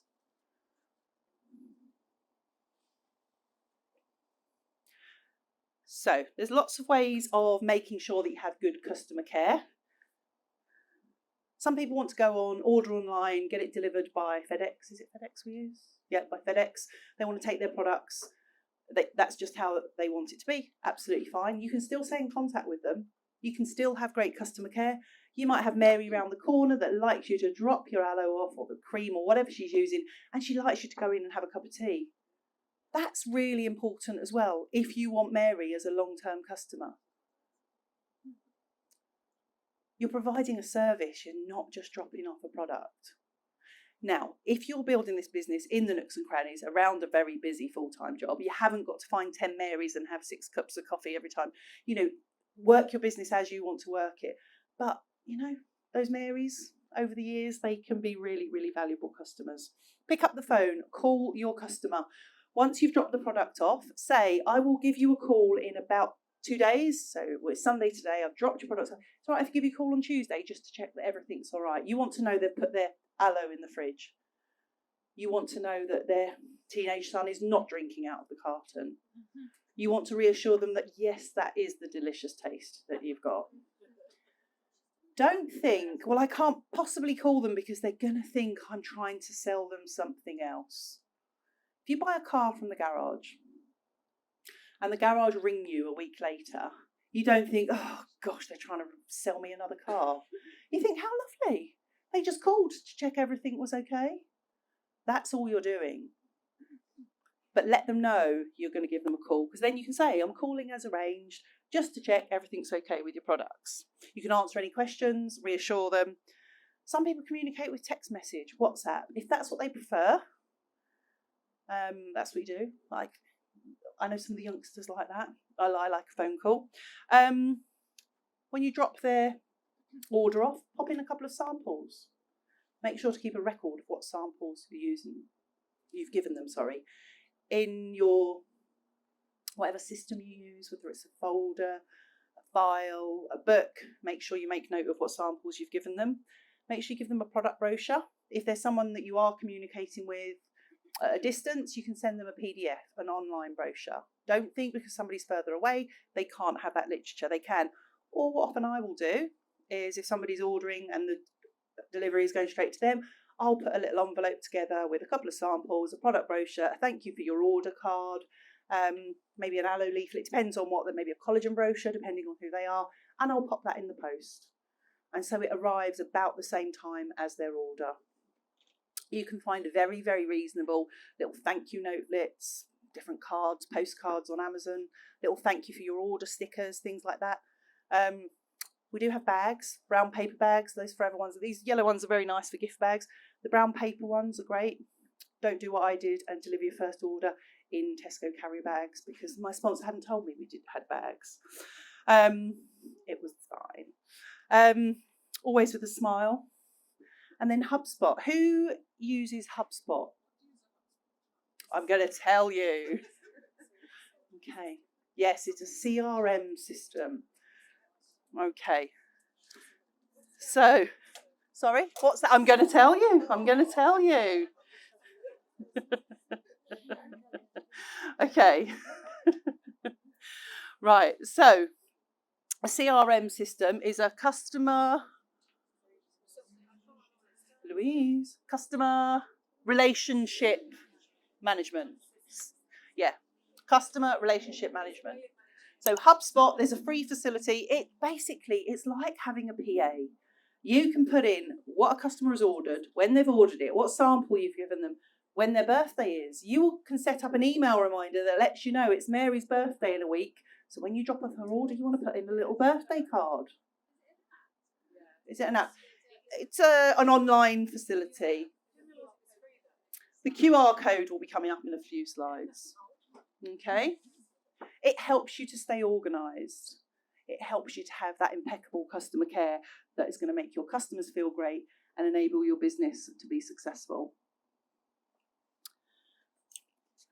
With regards to your retail, we always say you don't have to have loads of stock at home. This is a business where when customers want something, they either order or you take their order. You've not got to fill your garage with aloe. However, it is worth having a couple of extra deodorants, a couple of tubes of jelly, whatever you use regularly as a family.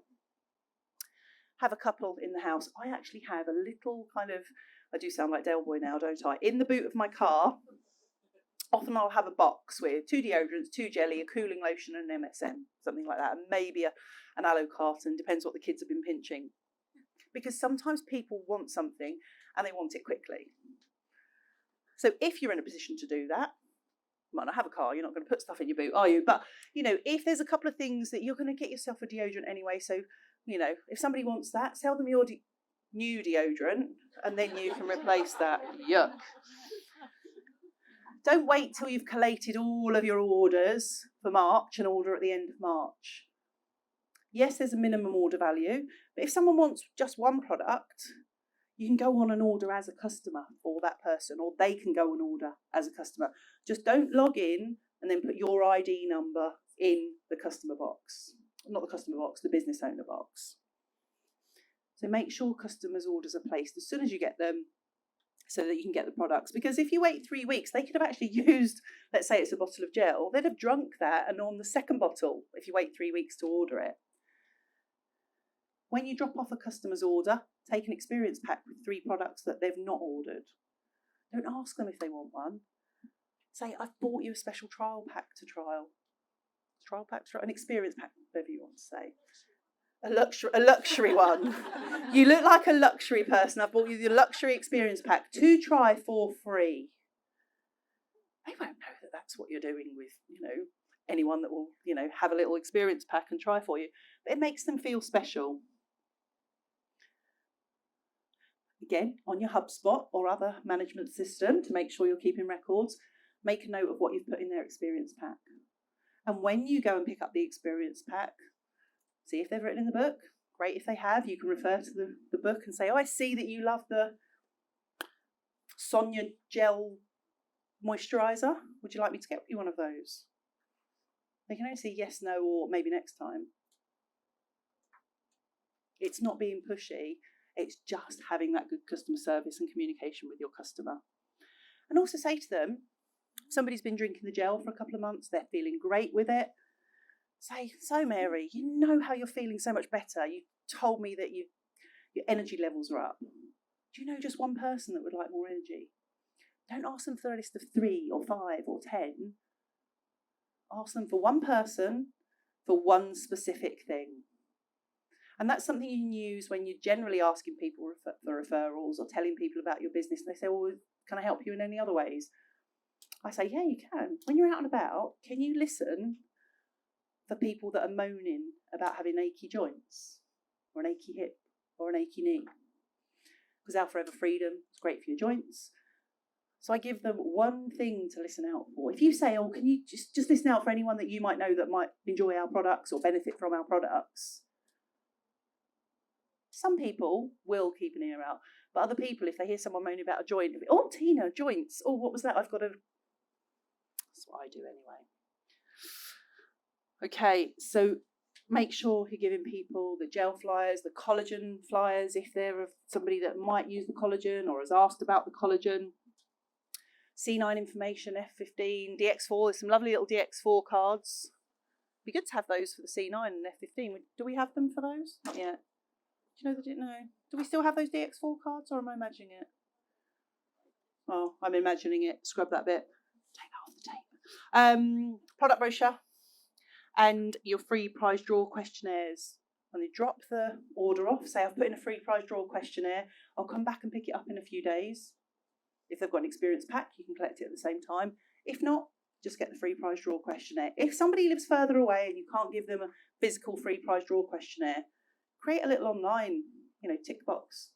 Send them a WhatsApp saying, I normally use a paper free prize draw questionnaire. Are you interested in any of these? You can do a poll in WhatsApp. Just put the same things that are on your prize draw questionnaire, get them to tick. Because you're then going to follow up on that prize draw questionnaire and say, hey, John, I noticed you've asked for a bit more information on skincare. I'd love to send you some info. Is it for you? Is it for somebody you know? You might say, yeah, it's me. You might say, oh, it's for my wife, Mary. I say, oh, I know Mary. She lives up the road. And then you'll give them the information that they want. It's a way of starting a conversation. So, some top tips. When I read these out, stick your hand in the air if you do any of these things. Do you put in a thank you card or a thank you tag when you give your order? Or if it's a postal order, do you send a yes? Wonderful, lovely. Every 4th or 5th order or whatever it is you choose, put in a little freebie. Yeah? Remember, this is your business. If someone's bought 5 aloe lips off you, you're not going to pop in a free tri-pack or a free DX4, okay? It's going to be proportional to what they're spending. But if you've got a loyal customer that's spending a lot of money with you, it is worth looking after them. If you have somebody that says, oh, can you do me a discount? Friends are like that, aren't they? Family are like that. Oh, what can I have off? And I say, look, I don't discount, but these products are worth every penny. However, I really look after my customers. And if you're one of my customers, you're going to get much more benefit than just a few % off here and there. If you know of anybody who's running an event and they're looking for free raffle prizes, you can donate a product, or you can donate a pamper party voucher or a discount voucher or something like that. Any way that directs people to you to have a conversation, to give them some information about the products is going to lead to more customers. If somebody does buy one of the weight management programs, put some additional things in there. Anybody put anything extra in with their DX4s, or not so much DX4 because I'm not meant to meddle with that one, are we? C9s, shall we say? Oh, even with the DX4 to mix with your lemon blast. Yeah, it's a much nicer way.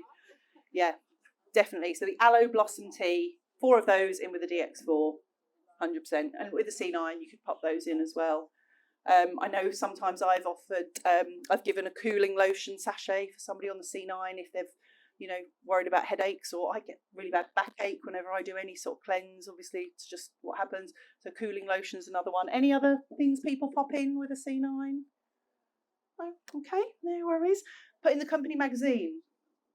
Yeah, something that's not buy, this is the price. Something that also shows, we've obviously got those ones that are producty and then the ones that are a little bit more businessy. You can put both in, you can put one in. It's just widening people's knowledge of what you do, who we are, etc.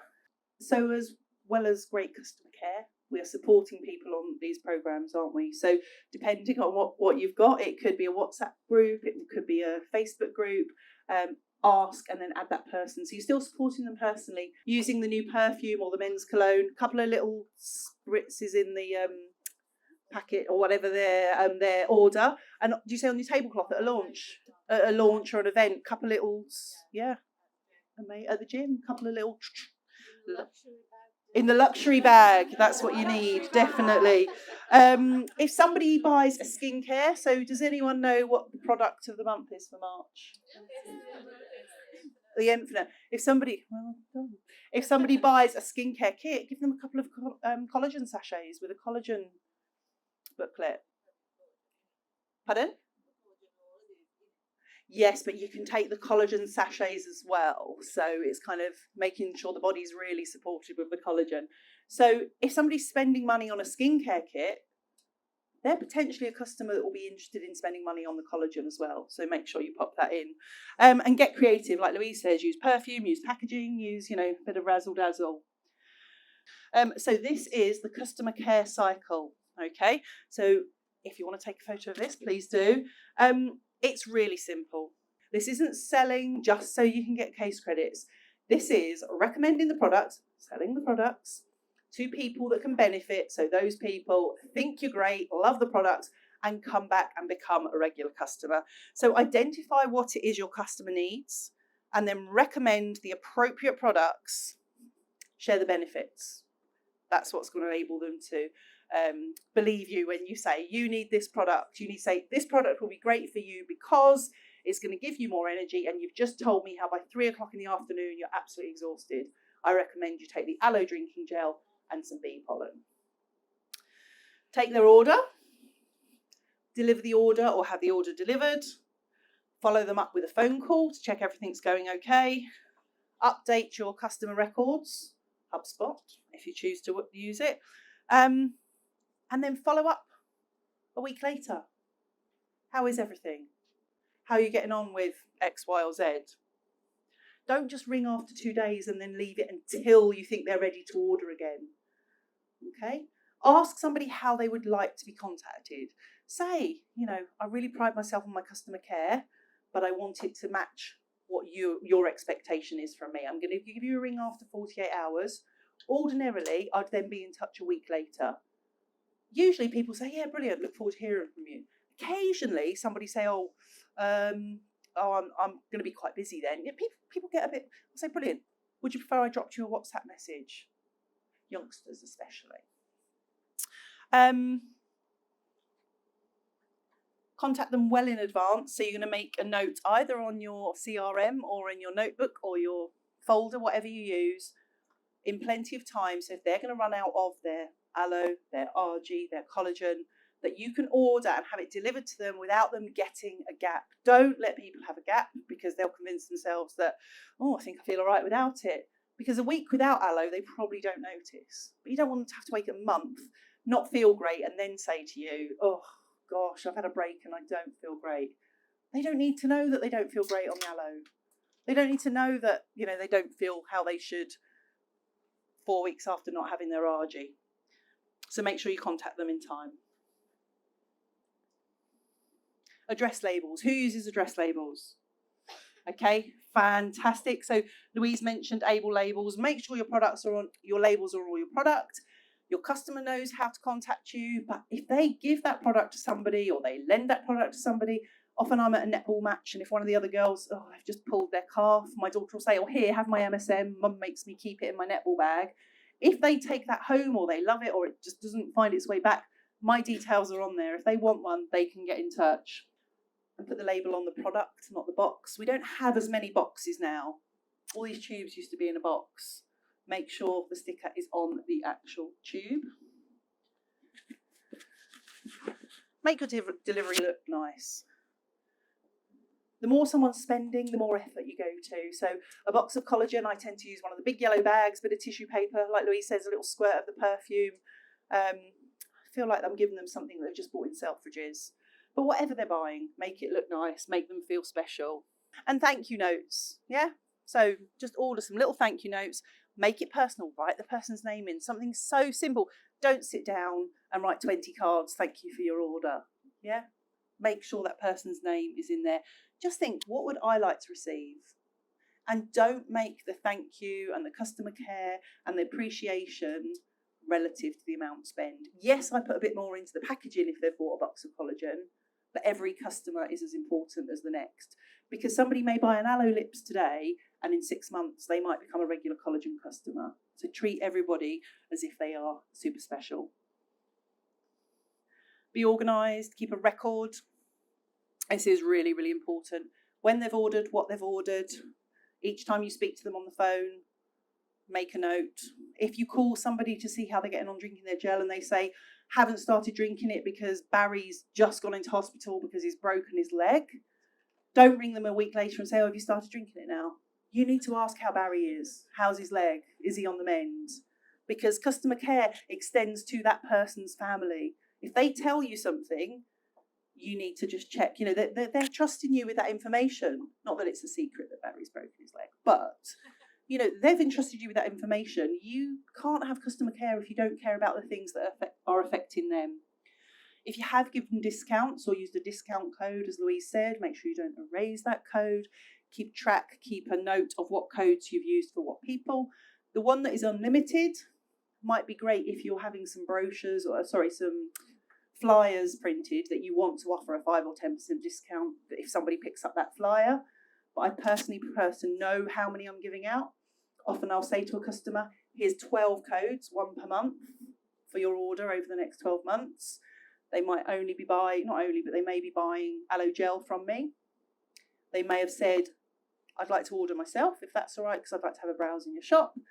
I say, look, there's 12 codes, you can use 1 a month, it's 10% off for the whole of 2024. Chances are when they go on and have a little browse, they might put another couple of things in their basket.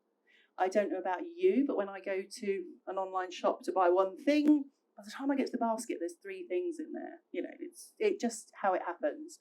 So if that's what someone chooses, that's how you can use the codes. And just put your dates either in your diary, if you're good at looking in your diary. When I have to ring people, what I do is it's in my diary, and then the evening before, I have a set series of alarms that go off on my phone. That's the system that works for me because I need the reminders, because 3 hours may go by and I've not looked in my diary because I'm out with the dog or something. So find a system that works for you. This, I do believe, is the QR code to HubSpot, okay? So do feel free to zap that. You can use QR codes with your customers. So I use QR code stickers, a bit like Louise said about with her events. I will actually put a QR code sticker on each product if I've sold it, just to say scan for more information, and it will take them directly to, like Louise said, a particular product. But I stick that on the sticker when I'm giving it to somebody, selling it to somebody. Offer your customer to be part of a loyalty program. We have our Forever Preferred Customer, where they can access 5% discount for life. Now, this is different to registering as a business owner. This can be quite good if you do have a family member who says, oh, can I have a discount? You say, well, actually, yeah, you can. If you spend £75, I can register you as what we call a Forever Preferred Customer, and you will have access ongoing with a 5% discount. Keeps them happy. It goes through as part of your 4CC. So they are a customer. Okay, they will have an ID. They can place their own order. The difference is between that and an FBO, they still access the 60-day money-back guarantee. If that person, so this is different to what we used to have when we had Novas and all different things over the years. If that person then decides they want to build a business, they need to opt in to build a business. It's part of the online form. Okay, so if they register with the 5% as a Forever Preferred Customer, At any stage, they can say, I'd like to now build a business and buy the pack for £199. Or if over 2 months they have done up to over 2 case credits worth of personal use, or, you know, bought something for themselves, their family and friends, they will then have the option of opting in and building a business, or just staying at a 30% profit as a preferred customer, and they still get the 60-day money back guarantee. Interesting, isn't it? Yes. So profits. Who likes figures? I know Esther likes figures over there. She's a numbers person. Figures and profits. So we're nearly done, and then we'll be going to the quiz results and the treasure hunt. Your retail profit on some various products on the screen there. So £7.60 as an assistant supervisor on your aloe gel. It all adds up through to £10.42 as a manager. You know people that use products. As Louise said earlier, this is about brand swapping. It's not about convincing people to buy things they don't want or need or use. Keep it simple. Would they like to try some products that are great, probably better than what they're using at the moment, with a 60-day money back guarantee? You may have joined Forever, you may be building your business just to retail, and you can retail your way to supervisor and get that first promotion. You will then get that extra little percentage, an extra 3% from where you are right now, and that will stay forever. You don't ever drop back down. Yeah, Forever's marketing plan is very, very generous. If you do want to go on and achieve the other positions, that's when the team building comes in. I know there was an amazing move up training yesterday. So if you didn't do that, get yourselves on the next one of those. But you can make a good profit in your retail. And if you love retailing, go for it. Just look after your customers. If you're not 4cc active, so 4cc, just under 4cc, so 0 to 3.99, should we say, you're going to make a 30% profit on the products that you retail. So if we say that the average customer spend is, you know, £25 to £40, if we say right now it's £25, if you've got 10 customers, month in, month out, spending £25 with you, so they might be buying a shampoo, conditioner, a carton of aloe. No, they're not going to get all that, are they? £25. Okay, let's just say they're buying a carton of aloe from you, all right? For every 1 case credit that you do with 10 customers, you're going to make £82 if you're doing more than 4 case credits in total, and 70 if you're not doing your 4. So it's worth doing 4 case credits to maximise your retail. So you may just want to retail, and you can do as much or as little as you choose. It's your business. But it makes sense to increase your profit from 30 to 35% by working towards being 4 case credit active. You can see there, if you've got 20 customers, that retail profit, just 25 customers a month, £25 a month with 20 customers, £246. A little bit less if you're not 4 case credit active. The figures on the right, once you're 4 case credit active, 20 customers, £328 regardless, because you're 4 case credit active, you've kicked into that 35%. So you're making an extra 5% on your products, not just on the 4th case credit, but on 1, 2, 3, 4. The company will pay you that 5% bonus the following month. That's correct, isn't it, Louise? Yeah. So you get your 30% discount, but you get an extra 5% back. So it is worth working towards those 4 case credits, even if you think, well, I'm not interested in building a business, I just want to do a little bit. You might as well make more money for doing exactly the same thing. You will get customers that say to you, could I do this? And that's great. Show them what you do, tell them what you do. If you've had a loyal customer for a long time, say to them, did you know there's a business model? There's a business opportunity that underpins these products. I would love to share that information with you. It might not be something that you'd be interested in, but I'd love you to be able to refer people to me. Just share the information with them. Show them what you do, what they could do, what somebody they know could do. A customer already loves these products. A customer already trusts you. A customer already has that belief in the company with regards to the products. So introducing them to the business, for some people, that is the perfect thing to do. If you want to build your business, not just on the retail side, consistently sponsoring is what's going to grow your income. This is a business model, as I said earlier, of a lot of people doing a little bit. Rather than you having 300 customers, why not build a team and help each of those people to have customers of their own? And if you're new, you don't have to do that on your own. Your sponsor, your upline, the team around you are going to help you to support the people that come and work with you.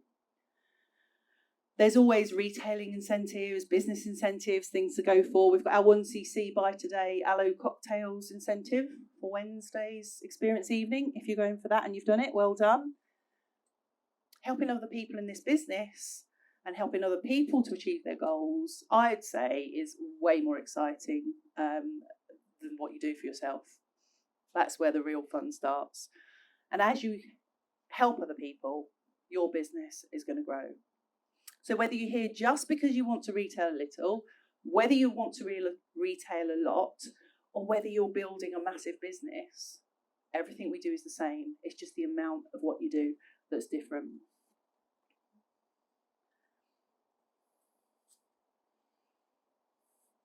So in a nutshell, 4 case credits is your gateway to things further down the line. It's what we all do. It's our minimum. It's our little bit. We use the products, as Louise said. Become 1cc active in product use. You're going to use more product. You're going to learn about more products. You will naturally talk about more products. That will enable you to retail more easily. Sponsor a new preferred customer. Who do you know that would like that loyalty, that 5% discount ongoing? Or maybe you know somebody that would like to join the business and they join you as an assistant supervisor. That's 2 case credits right there. And as you can see, that lovely brick wall, those 4 case credits are the foundations to a long, stable, successful business. If you're doing 4 case credits, the income that's coming in is going to pay for your product use. That's why I started 15 years ago. £200 a month meant that we could effectively use those products for free. We all had great results as a family. We all had different, we weren't ill, but we all had different things. You know, Craig was achy, I had a dodgy hip, the kids had a few little health issues. I knew how much product we were going to use, and from day one, my income from Forever has covered that. And when you do those 4 case credits, your profit's going to increase from 30 to 35%.